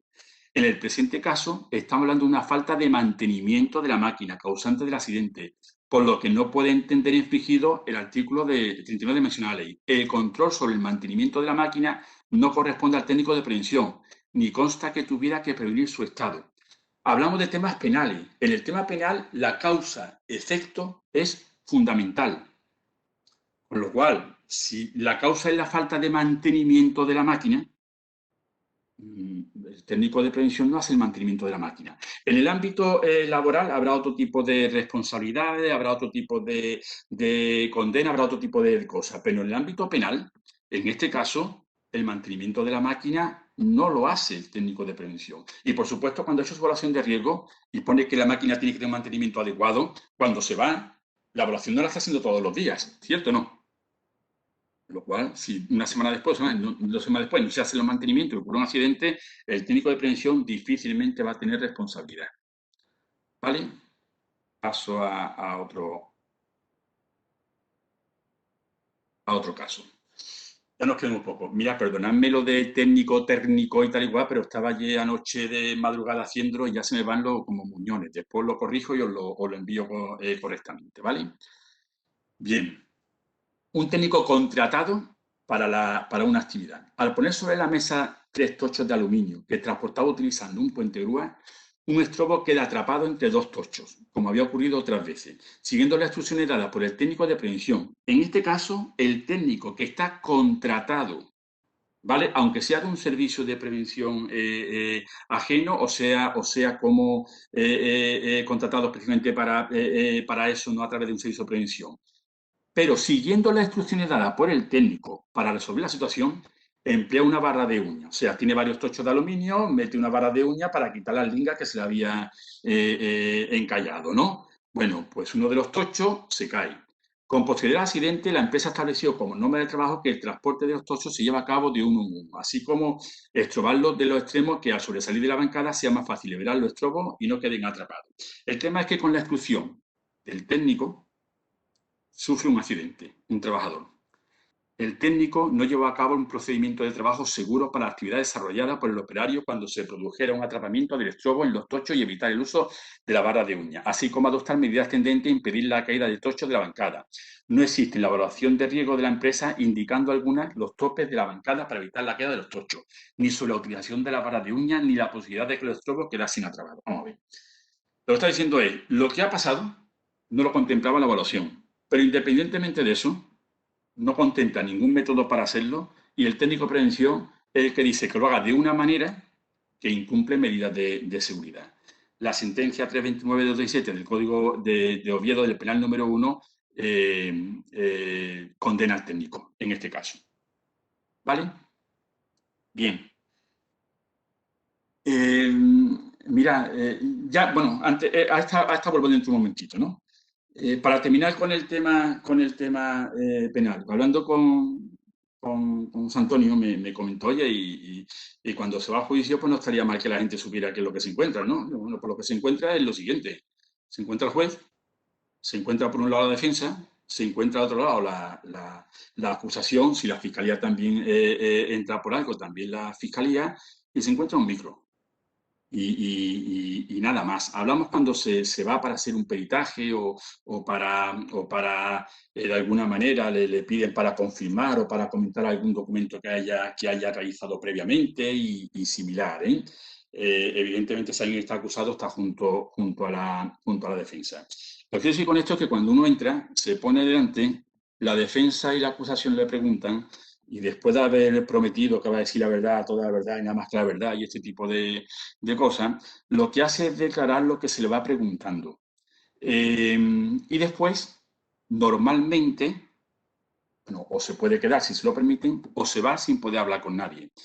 No hay nada más. Esto es fácil. Sí que en algún caso se puede dar temas de careo, ¿no? De que el juez pues quiera que exista más de un perito, más de un técnico delante para preguntar a más de uno sobre el mismo motivo y que cada uno de alguna manera pues ponga su situación, ¿no? Yo algún casito de esto sí que he tenido, ¿no? Y después, cualquier peritaje que se haga, cualquier informe que se haga y tal, después hay que comentarlo oralmente. Cuando se va a juicio, el juez te pregunta sobre él. Hay un problema en el tema penal, en la prevención de riesgos laborales, que es que los juicios se suelen celebrar casi 2 años después de que haya ocurrido el tema, ¿no? Por esto yo incido mucho cuando formaba técnico y similar, de que los informes técnicos que se hagan quede perfectamente claro quién, cómo y cuándo me dijo, me comentó, me expuso las causas del accidente, ¿no? Es verdad que los informes de accidente se hacen de toda la vida. El espíritu de informe de accidente ha sido evitar que existan otros accidentes, ¿no? Y tomar las medidas adecuadas. Pero el espíritu de un informe de accidente para tomar las medidas adecuadas y que no vuelvan a ocurrir, y el espíritu de un informe de accidente que nos vamos a encontrar el día de mañana en una sala, son distintos.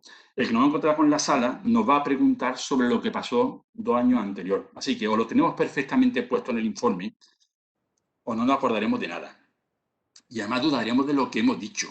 Y cuidado, que estamos delante de un juez, ¿no? La exposición oral que se haga es fundamental.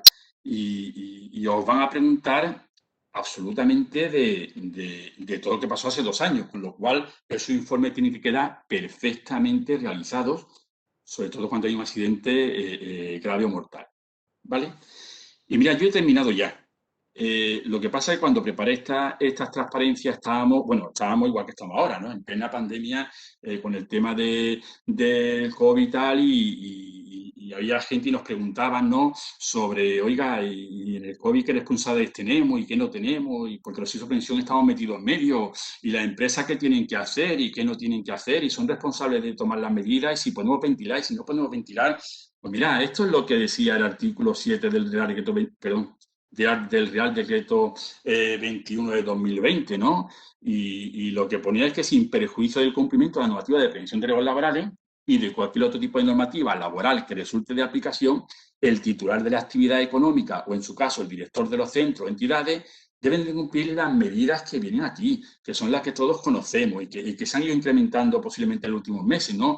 Ya la de ventilación, la de protección de los trabajadores, la de condiciones de trabajo, equipo de protección, distancia social, este tipo de cosas, ¿no? ¿Y qué responsabilidad se tiene si no se hace? Pues tiene responsabilidad, pero tiene responsabilidad en el ámbito laboral, puedes tenerla y también fuera del ámbito laboral.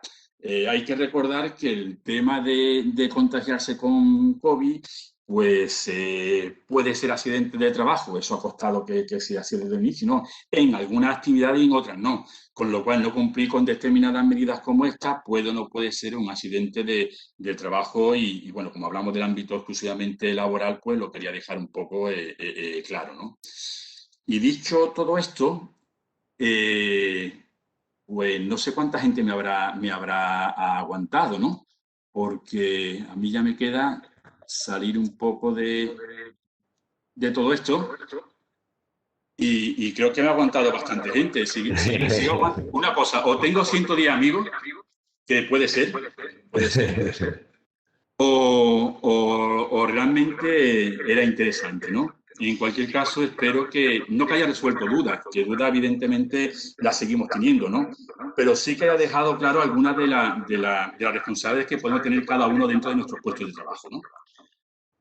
Muchísimas gracias, Enrique. Pues evidentemente el interés que demostraba, que muestra esto es un poco lo que comentábamos antes, que yo os lo comenté vamos, en el previo, eso que estábamos hablando, es decir, a mí se me da la circunstancia de que voy a un juicio y de pronto veo pues al técnico de prevención que está allí a lo mejor en calidad de imputado, bueno, no, en un juicio yo no he imputado, es encausado.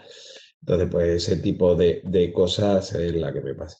Bueno, Carmen y Maripaz, no sé si se conectan las dos o solamente una, ya nos vamos a ir conectando porque vamos a iniciar el coloquio y bueno, y José Antonio Vilches se nos va a unir a todo esto. José Antonio es el jefe de área de formación del Centro de Prevención de Riesgos Laborales, que él está haciendo pues las tareas de moderación de aquellas preguntas, de aquellas cuestiones que nos habéis transmitido pues a través del chat, pues para que ahora un poquito charlemos sobre el tema y en la medida de lo posible enriquezcamos aún más pues la opinión que podéis tener sobre este tema. Así que, José Antonio, cuando quieras. Buenas tardes ya a todos. De todo, muchas gracias a todos los asistentes por participar siempre, que nos apoyan todo lo que organiza el Centro de Prevención. Muchas gracias también, Enrique, por tu clara presentación, además hecha desde el punto de vista de un técnico, no un jurista, ¿no? Y por supuesto Maripaz Barrio y Carmen, que siempre están disponibles y colaborando con nosotros.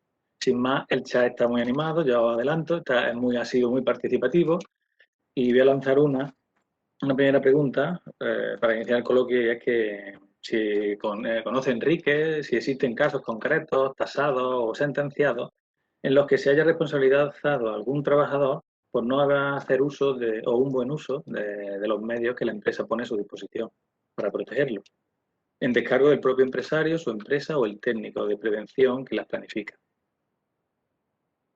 Sí, mira, conocer algún caso así, sinceramente, no, hombre, de trabajadores sí, de trabajadores porque tienen, de alguna manera, como he dicho al principio, no solamente son responsables el empresario, sino que el encargado de una obra puede ser responsable igualmente, ¿no? Bueno, cualquier otro actuante dentro de una empresa. Pero, ¿por qué es difícil ver a un trabajador realmente condenado por esto? Pues por algo muy fácil. Si el trabajador ha sido el responsable de todo esto, no hubiera sido accidente de trabajo. Si no accidente de trabajo, difícilmente pueden condenar por otro lado. Así todo, esto es difícil. Es difícil porque quien va a dictaminar todo esto después va a ser el propio juez, ¿no? No va a ser, o sea, para irle un poco atrás, yo vengo de Mutua, ¿no? De la época de Mutua, ¿no? Cuando hay un accidente de trabajo, dictaminar quién ha sido el responsable era fundamental para ver si era accidente o no era accidente. A la larga todo era accidente de trabajo, porque lo que se dictaminaba como no, al final se recurría y acabábamos de nuevo en los juzgados, ¿no? Difícilmente nos vamos a encontrar un trabajador con una condena. Lo que sí existe es la concurrencia me parece que se llama concurrencia de culpa o compensación de culpa, que es lo siguiente. Y perdonadme porque yo no soy jurista, lo explico con mis palabras. Se da el caso de que en un momento dado haya tanta responsabilidad de quien tiene las funciones de prevenir o de que no ocurra el accidente como del propio trabajador, que no ha querido ponerse el casco. En este caso, no significa que esto compense una cosa con la otra, ni mucho menos. O sea, oiga, yo no te he dado los cascos y tú tampoco te los querías poner, con lo cual la culpa es tanto tuya como mía y entonces no pasa nada, vamos a casa. No, cada uno tendría su responsabilidad. Pero ¿qué es lo que ocurre? Que lo que está haciendo una es aliviar la responsabilidad del otro. Yo te he dado el casco, no he vigilado que te lo pongas, pero es que tú no te lo has puesto y lo tenías. Pero que condenen al trabajador, sinceramente no tendría que buscarlo, pero no lo Lo de antes creo que se llama concurrencia o compensación de culpa, creo que es así. Una cosa, a raíz de lo que tú dices, fíjate que y aprovechando tu pasado de mutua, una de las partes que tenemos y una de las cosas que nos ocurre a nosotros con relativa frecuencia es que nos viene a veces una solicitud por parte de la mutua pidiendo que se rechace un parte que se ha grabado y que se ha aceptado por parte, que es una de las tareas que tenemos nosotros en los centros de prevención como parte de la autoridad laboral. Cierto. Y ponen a veces como causa el tema de que ha existido imprudencia temeraria. Es decir, la imprudencia temeraria, yo coincido contigo que es donde está ahí esa figura jurídica que no se sabe muy bien dónde está el listón entre la diferencia entre lo que es imprudencia temeraria o no temeraria. Artículo 15.4 de la ley, que la imprudencia no temeraria es misión de la empresa el velar porque el trabajador pueda resultar dañado por esa imprudencia no temeraria. Entonces, que por eso quería acotarlo eso porque era un tema que nos había pasado. Es una fina muy delgada entre temeraria y que no lo sea, y al final de todo esto, salvo que quede muy claro, acaba en un juicio, ¿no? Sí, señoría.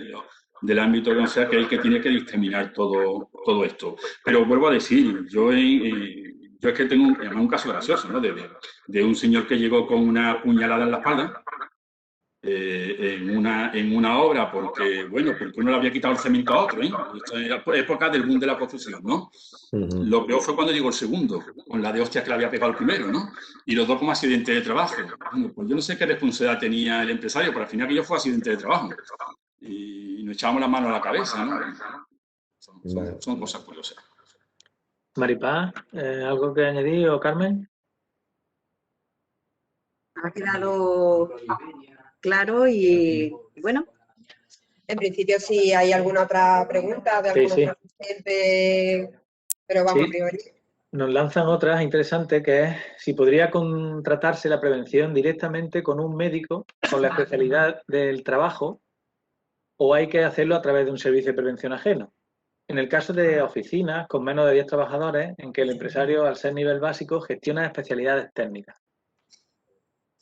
En una empresa pequeña, con menos de 10 trabajadores, si el empresario participa directamente o trabaja en las mismas instalaciones o hasta 25 trabajadores, si es el mismo centro, el empresario podría asumir, si tiene la formación adecuada, parte de la prevención, pero no toda, puesto que la vigilancia de la salud siempre tiene que recurrir a un servicio de prevención ajeno. Además, no vale como figura separada, o sea, no contratar a un médico por hora, digamos, con la especialidad que me haga una serie de reconocimientos médicos, sino tiene que estar englobado bajo la paraguas de un servicio de prevención ajeno. ¿Vale? O ajeno propio, ya dependiendo en este caso concreto de que si el empresario puede asumir la prevención, son los dos casos que hemos hablado, y aún así podría subcontratar, o sea, tendría que subcontratar lo que es la vigilancia de la salud, incluso de la materia preventiva, aquella donde no llegar. Como es el caso de la formación.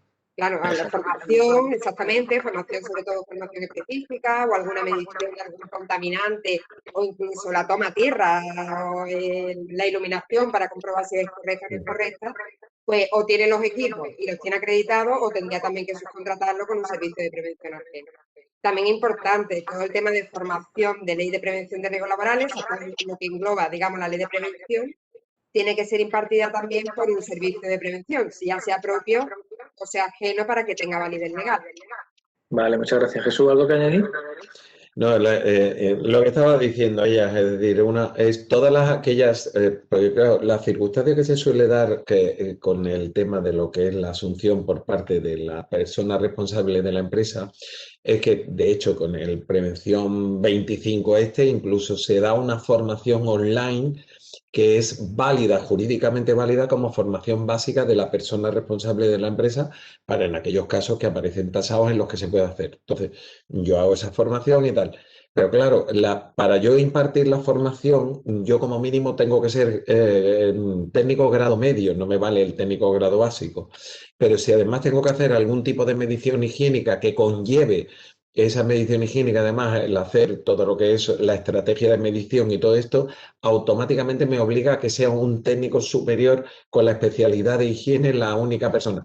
Y luego la que de ninguna manera se me permite a mí llevar a cabo es la vigilancia de la salud, que tengo que hacerla siempre a través del artículo 31 de la ley, a través de lo que es un servicio de prevención, en este caso ajeno, ¿vale? Está claro. Muy bien. Pues hay otra en referencia a ya específica de construcción, en la que nos lanzan la siguiente pregunta, y es con qué frecuencia, semanales, mensuales, se debería la figura del coordinador de seguridad y salud realizar las comisiones de seguridad y salud. ¿Quiénes deberían firmar esas actas? Y si están obligados a firmar, que lo redacte en las comisiones el coordinador de seguridad y salud. Yo esto se lo dejo a Carmen, ¿no? En cualquier caso, Carmen, porque si creo lo contesto yo en Carmen, pero bueno, de todas maneras te voy a dar la introducción. Vamos a ver, esto no es cuestión de cada cuánto tiempo. No es lo mismo una obra de un chalecito que el Bernabéu, ¿no? En todo esto, incluso hay obras que no solamente hay un coordinador, hay más de un coordinador de obra, incluso actividades de difícil coordinación, ¿no? Con lo cual, esto de establecer una pauta de cada semana, cada 2 días, cada reunión quincenal y tal, no deja de ser parte de la planificación que se haga de todo esto, ¿no? Y evidentemente no siempre hay el mismo... Carmen, te estoy solucionando el problema, ¿eh? Y evidentemente no siempre hay en todo momento la misma cantidad de profesionales, de distintas actividades profesionales en la obra. Lo mismo hoy están en cofrador y mañana es cuando entran otro tipo de profesión, ¿no? Con lo cual establecer este tipo de pautas se me antoja difícil. En cualquier caso, le paso la palabra a Carmen, que ella es una figura en todo esto y seguro que tiene experiencia y tiene pues conocimiento de las cosas que le van cargando los técnicos, ¿no? Carmen, para ti. Bueno, pues poco más que añadir, ¿no? Efectivamente, la presencia de un coordinador de seguridad y salud en obra va a variar en función de la complejidad de la obra y en el estado en el que se encuentre la obra. Aunque, bueno, inicialmente había la creencia de que, bueno, que el coordinador siempre, igual que el recurso preventivo tiene que estar presente siempre que dure la actividad en la que se requiera ese recurso preventivo. Inicialmente, con la figura del coordinador de seguridad y salud, pues lo que se decía era, bueno, como el coordinador de seguridad y salud tiene que estar en posesión del libro y el libro no puede salir de la obra, pues el coordinador de seguridad y salud tendrá que estar en obra siempre, desde que empiece hasta que termine, ¿no? Eso ha ido evolucionando y realmente pues va a variar, ya digo, en función de la fase de obra en la que nos encontremos y de la complejidad de la fase y de la complejidad de la obra. Muy bien, muchas gracias. Referente a este tema, también nos lanzan otra. En una obra mayor, la ejecución de un nuevo vial, por ejemplo, si estaría obligado una empresa subcontratada que se ha adherido al plan de seguridad y salud a presentar una evaluación de riesgo y una planificación preventiva. Eso muchas veces quien lo va a determinar va a ser la contratista. Buena pregunta. La contratista principal es la que determina la documentación que va a exigir a todas las subcontratas que en un momento determinado vayan a entrar en la obra. Sí que es verdad que cuando nos suscribimos con plan de seguridad y salud general, el presentar una evaluación de riesgo tiene poco sentido, porque ya ese plan de seguridad y salud van a aparecer todos los riesgos y las medidas que vamos a adoptar para tener esos riesgos controlados. No obstante, el que es muy purista dice, bueno, pero yo quiero la evaluación de riesgos de tu oficio concreto. Entonces, en algunas obras sí que, ya no solo en obras, sino en obras y en empresas, digamos, normales, lo que se pide es la evaluación, digamos, de los riesgos de tu propia actividad con esa planificación de medidas correctoras o medidas preventivas para tener controladas esos riesgos, pero de tu propia actividad. El plan de seguridad y salud, digamos, sería, aunque sean los riesgos tuyos que se vayan a desarrollar, digamos, por tu actividad dentro de la obra, pero específicamente de tu propio sector, digamos, o actividad que realizas habitualmente. Obligatoria, la obligatoriedad la marca el contrato de servicio. En cualquier caso, el artículo 7.3 de 1627, creo que recordar el 7.3, es el que especifica que lo que tiene valor en sí una obra es el plan de seguridad. Claro. Es verdad que los planes de seguridad han ido evolucionando, igual que antes se copiaban todo, esto ha sido triste, después han ido evolucionando y hoy hay planes de seguridad que incluyen evaluaciones, reevaluaciones, modificaciones de evaluaciones, o sea, que esto, bueno, no deja de ser un documento abierto en muchos casos, ¿no? Pero la evaluación de riesgo, como comenta Carmen, pues se puede pedir, ¿no? Pero evidentemente el plan de seguridad prima ante todo. Lo que pasa con estas cosas también, y es un poco esta figura de la adhesión al plan de seguridad y salud. En principio, vamos a ver, la idea del plan de seguridad y salud es el cómo yo como empresa que voy a participar dentro de una obra en la que hay un estudio o un estudio básico de seguridad y salud, donde se me establecen cuáles, desde el punto de vista de la persona proyectista o la persona redactora de dicho plan de seguridad y salud, los riesgos que contemplan por la ejecución de esa obra. Entonces ahora llego yo, que soy la contrata, y digo, un momento, vamos a ver, yo como contrata, yo con mis medios, con mi personal, con mi conocimiento y con mi forma de trabajar, veo los riesgos que me dice el proyectista, cómo voy a acometer yo las medidas preventivas que sean necesarias dentro de mi organización y dentro de mi ejecución de obras para evitar que se pueda producir un daño a la seguridad y salud de mis trabajadores y si en el caso de que hubiera otras contratas o subcontratas del resto de trabajadores del resto de empresas. Entonces veo yo el pero siempre aquí. Un poco la adhesión parece un cheque en blanco. Es decir, yo ahora subcontrato a la empresa Perenganito. Y la empresa Perenganito le ocurre exactamente lo mismo que a mí. Es decir, yo voy a imponer a mis subcontratistas como mínimo las medidas preventivas que yo exijo para mis trabajadores. Entonces, yo a la hora de adherirse, yo como mínimo tendría eso. Aparte, luego la empresa Perenganito dirá, mira, yo es que independiente, además de lo tuyo, tengo esto, esto y lo otro. Y luego una cosa para mí fundamental, y lo asocio un poco con la periodicidad esta que hemos hablado antes de cada cuánto hay. Todos estos documentos son documentos absolutamente vivos. Es decir, esto no es un documento impreso, cerrado, ocultado y ahí está el plan de seguridad y salud. No, es un documento que inicialmente estará ahí y que va evolucionando con todas las inscripciones, las modificaciones que se vayan dando a ese documento con la evaluación continua que debe tener toda y cada una de las empresas intervinientes en la obra, con los riesgos que vayan apareciendo y las medidas preventivas que se vayan adoptando para evitar que se puedan provocar daños a los trabajadores que están interviniendo en esa obra, ¿vale? Sí, por eso comentaba, entre otras cosas, más estoy de acuerdo contigo, Susi, que a fin de cuentas ese plan de seguridad se convierte en un documento abierto en el sentido de que pueden ir cambiando condiciones, trabajos nuevos, incluso que exista, aunque en la obra se habla menos de todo esto, lo que es la conexión de actividades empresariales, ¿no? A fin de cuentas son distintas empresas las que empiezan a trabajar aquí. Ya está la coordinación de seguridad, ¿no? Pero evidentemente lo que afecta a uno, lo que lleva a uno, no le puede afectar al que está al lado, ¿no? Y adherirse a los planes, bueno, está bien o está mal. Lo que está claro es que si alguien se adhiere a un plan, tiene que adherirse a un plan coherentemente. O sea, a un plan donde esté su actividad regulada y lo que va a ser realmente. No a un plan porque diga yo soy escayolista y ahora me voy, como está puesto la parte de la escayola, pues yo me pongo, aunque yo vaya a poner la escayola de otra manera, ¿no? Creo que adherirse a un plan tiene que ser coherente al plan al que me adhiero. Si no, evidentemente hará falta otro tipo de documentación, otro tipo de planes para adherirlo a todo esto.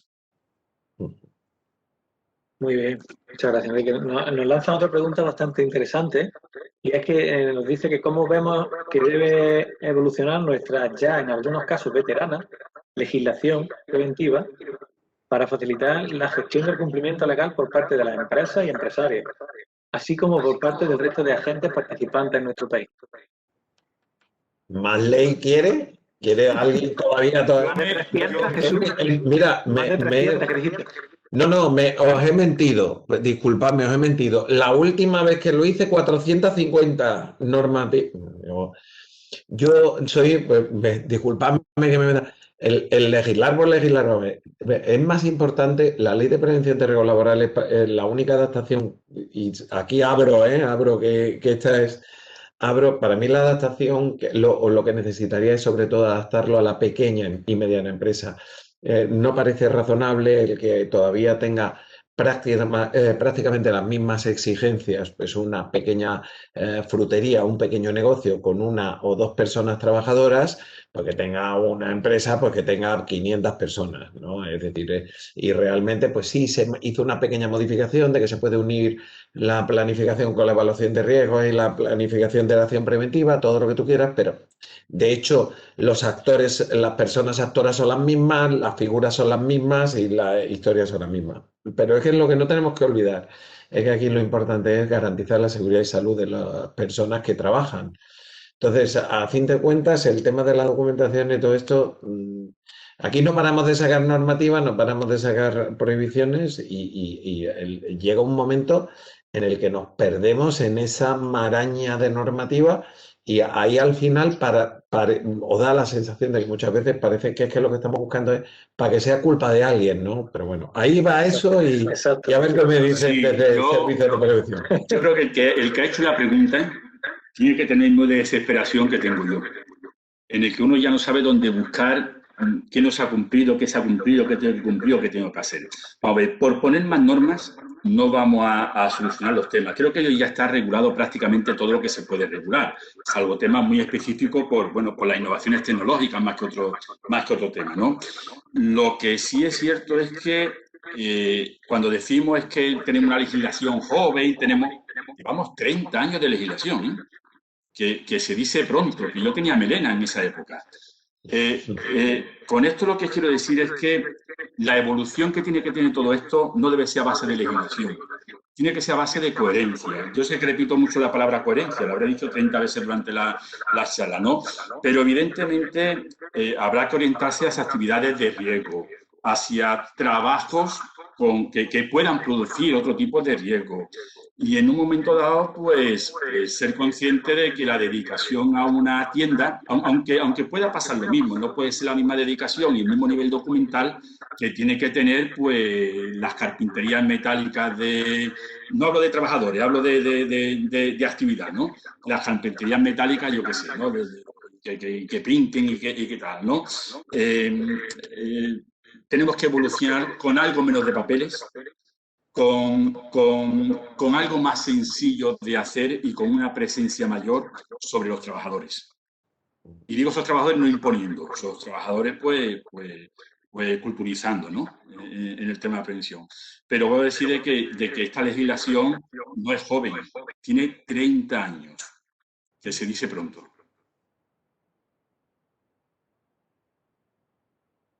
Muy bien.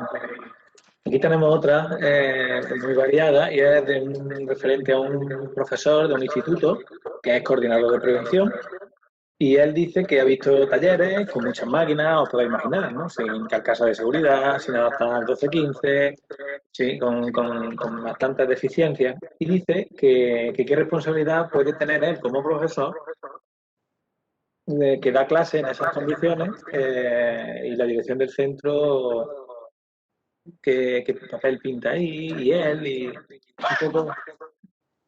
Él es trabajador, bueno, lo primero 20 años de la norma, que es que muchas veces se nos cuela uno delante. Sí. Él es del 95, pero bueno. 30 años lo que yo he dedicado a esto, en el 91. Yo soy minero y la normativa es antigua, pero bueno, es que para que nadie nos corrija luego y nos diga que hay que ver que han colado 95, 2021, 26. Bueno, no, oye, nada más que oye, un inciso, nada más.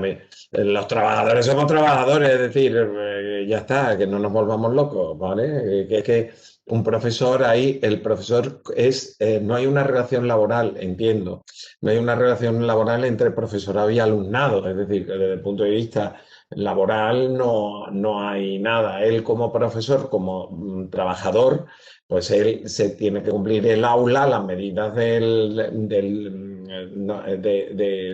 decreto de lugares de trabajo y cualquier otra medida que le sea de aplicación. Pero él como trabajador por cuenta ajena, la empresa con respecto a él. Ahora, yo respecto al alumnado, No, Jesús, pues, es que él lo dice como coordinador de prevención y la Consejería de Educación aún no ha evaluado los puestos del taller, las máquinas del taller, y él luego va a dar clases en esas máquinas, en esas condiciones. bueno, pero el de la empresa con respecto a él, no de él con respecto al alumnado. El alumnado, te puedo decir, no hay relación laboral, con lo cual se sale de la ley de prevención de riesgos laborales. Es decir, no estamos, es decir, aquello de yo voy a un colegio y en un colegio a mí, desde un punto de vista de la ley de prevención de riesgos laborales, lo que le suena muy mal, pero lo que le pudiera pasar a un niño o una niña no es ámbito de nuestro negociado. A nosotros nuestro problema sería el profesorado, el personal que está desempeñando allí sus puestos de trabajo. Pero que evidentemente si él en su lugar de trabajo, ve que no es o sea, si empezamos ya de que no le han evaluado los riesgos a él en su lugar de trabajo, pues evidentemente ahí estaríamos hablando de que esa es la parte que no está correcta. O sea, decís vosotros algo. Sí, no, Sí, no, la ley de prevención, Jesús, como tú dices, totalmente de acuerdo porque no son trabajadores. Tendrán la responsabilidad, incluso hasta penal, si algún alumno se cortó un dedo o se atrapa una mano. Pero no es nuestro ámbito, pero que la tiene ahí habrá, exacto. Exactamente, o sea que responsabilidad evidentemente tiene, pero como tú bien dices, no de tema laboral, puesto que los alumnos no estarían considerados trabajadores. De todas maneras, una cosilla, con respecto al tema de las máquinas de esos talleres en los colegios, que suelen ser con formación ocupacional, como hemos comentado, con respecto a los alumnos no hay ningún tema que nos competa. Con respecto al tema de las máquinas, cuidado, no es lo mismo que sea, independientemente de que tenga la evaluación de riesgo, ¿no? El propio profesor que maneja las máquinas, porque si lo maneja sí que sabe perfectamente lo que está haciendo, a que ese coordinador o ese responsable, la verdad que no sé qué figura ha dicho que es, ¿no? Dentro del colegio, ¿no? Sea el que tiene que hacer el mantenimiento de la máquina o de las máquinas o no tenga que hacerlo. Esto es bastante más complejo, pero simplemente porque ese taller como tal, como en el caso que he visto antes. Es un profesor de secundaria que da un módulo formativo. Pero si damos el formativo, si dentro vemos el colegio, tenemos que verlo como una empresa y nos olvidamos de los alumnos, ¿vale? Dentro de una empresa. Si es el simple trabajador que da las clases, pues si hay algo mal, como cualquier trabajador de una empresa, si yo toco una máquina y me corto los dedos y no soy el que hago el mantenimiento de ella, ni nada similar, no la tengo. Pero cuidado, que un profesor de carpintería se entiende que es una persona cualificada para todo esto, con lo cual si llega otra persona por allí, otro trabajador, no alumno, pone la mano sobre una máquina, sobre una tupí, se pilla los dedos y se lo lleva y tal, cuidado que pueda tener algún tipo de responsabilidad, sobre todo esto, pero no por ser responsable de seguridad, ni coordinador, ni nada, sino como cualquier trabajador. Un encargado en una obra también puede tener responsabilidades. Creo que esto la pregunta tendría que ser con un caso bastante más específico, ¿no? Para analizarlo. E incluso un caso muy sencillo, un negocio. Uno tiene un negocio y que vende zapatos y tiene un boquete en mitad de la zona de exposición y viene un cliente, mete el pie y se rompe la pierna, ese empresario tiene una responsabilidad. O el dependiente tiene una responsabilidad, porque hay una no laboral, digamos, pero si la responsabilidad que marque que causa un daño, un fallo en tus instalaciones, una deficiencia en tus instalaciones. Civil, en este caso, claro. Bueno, civil o penal, porque en el momento que tú causas un daño puede llegar a ser también una responsabilidad penal. Vamos a ir terminando porque tampoco nos vamos a prolongar mucho más. Y eso, una pregunta más, ¿te parece, José? Dale, venga. Pues mira, aquí me mandan un poco más de legislación, y es respecto al artículo 22 de la Ley de Prevención. En la propia Inspección de Trabajo existe controversia en el cumplimiento con el artículo 244 de la Ley General de la Seguridad Social, por el principio de especialidad normativa respecto a la Ley de Prevención. ¿Qué se opina al respecto? ¿Pero qué pregunta es? ¿Cuál es la pregunta? Eso es, que existe controversia en la propia inspección del artículo 22 con respecto al artículo 244 de la Ley General de la Seguridad Social. La controversia consiste en... Eso no lo especifica. Ahí sí que hay, estamos teniendo, digamos, preguntas al respecto, porque la Ley General de la Seguridad Social, como bien ha explicado antes Enrique, existe la obligatoriedad de que todo trabajador que en su actividad tenga reconocido una enfermedad profesional en el cuadro de enfermedades profesionales, por la Ley General de la Seguridad Social tiene obligación el empresario de no solo hacerle el reconocimiento inicial o previo, sino un reconocimiento médico periódico. Y eso es complementario de la Ley de Prevención de Riesgos Laborales. Sí, yo creo que va por los previos. Exactamente. No hay controversia en el sentido de decir, bueno, efectivamente el Servicio de Prevención de Riesgos Laborales, ya sea propio o ajeno, no va a hacer reconocimiento médico previo a lo que es el inicio de la actividad, porque no es trabajador todavía, pero si ya puede estar contratado, no tiene por qué haber controversia. O sea, yo puedo contratar a un trabajador hoy que haga su reconocimiento médico mañana y empiece a trabajar mañana o pasado cuando tenga ya los resultados del reconocimiento médico, ¿vale? O sea, si somos así estrictos en lo que son el tema de los plazos. Pero es complementario uno de otro. O sea, sí que es cierto que si no hacemos ese reconocimiento médico obligatorio en las empresas que tienen reconocida enfermedad profesional, es objeto de sanción por parte de la Inspección de Trabajo y así lo están haciendo. Es más, hay una sección que dice que la mutua, incluso, la mutua de accidente de trabajo, que ya sería otra competencia, no sería la competencia nuestra, puede exigir al empresario ese reconocimiento médico o ese periódico para el reconocimiento de esa enfermedad como profesional. Bueno, una cosa que se nos ha pasado a todos y ya me estoy dando cuenta, no te hemos presentado, Carmen. Carmen María Márquez. No necesito presentación, Jesús. Me he dado cuenta ahora, digo, me caché la madre, bueno, nunca es tarde, si la dicha es buena. Entonces, Carmen, que es coordinadora técnica de Quirón Prevención, bueno, también que ha participado en este. Bueno, yo no me queda nada más que agradeceros enormemente. Te cojo la palabra, Maripaz, de que hagamos más cositas juntos. Nosotros, pues vamos, somos grandes necesitados de colaboraciones y además nos gusta oír otros puntos de vista, porque muchas veces cuando nosotros empezamos con este tema de hacer una jornada de aspectos jurídicos, y entonces la verdad que dijimos, nos gustaría oír la opinión de cómo interpretan los aspectos jurídicos desde los servicios de prevención, desde el otro lado de la barrera, no desde este lado de la barrera. Creo que ha sido una jornada muy enriquecedora que nos ha ayudado a todos a conocer en profundidad más aspectos normativos que afectan a nuestra profesión y a lo que es la prevención de riesgos laborales. Agradecer enormemente pues, a Carmen, a Enrique y por supuesto a ti, Maripaz. Gracias. Toda vuestro buen hacer y el habernos ayudado y que esperemos que esta colaboración continúe y en breve que nos veamos por aquí con menos mascarillas y todo estupendamente bien. Sí, con la cerveza que también cuenta. Entonces, pues bueno, no me queda nada más que clausurar este seminario, pues el recordaros que nosotros ya viene Semana Santa, pues ya para después de Semana Santa estamos preparando ahí alguna que otra jornada, alguna que se nos ha caído, otras que estamos ahí en ello, que vamos a retrasar un poquito más, pero bueno, os mantendremos informados pues a raíz de la lista de distribución nuestra de correos, como siempre.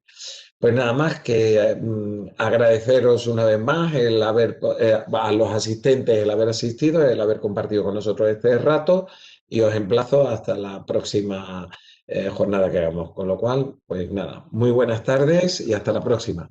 Pues nada, gracias a vosotros. Hasta luego, gracias.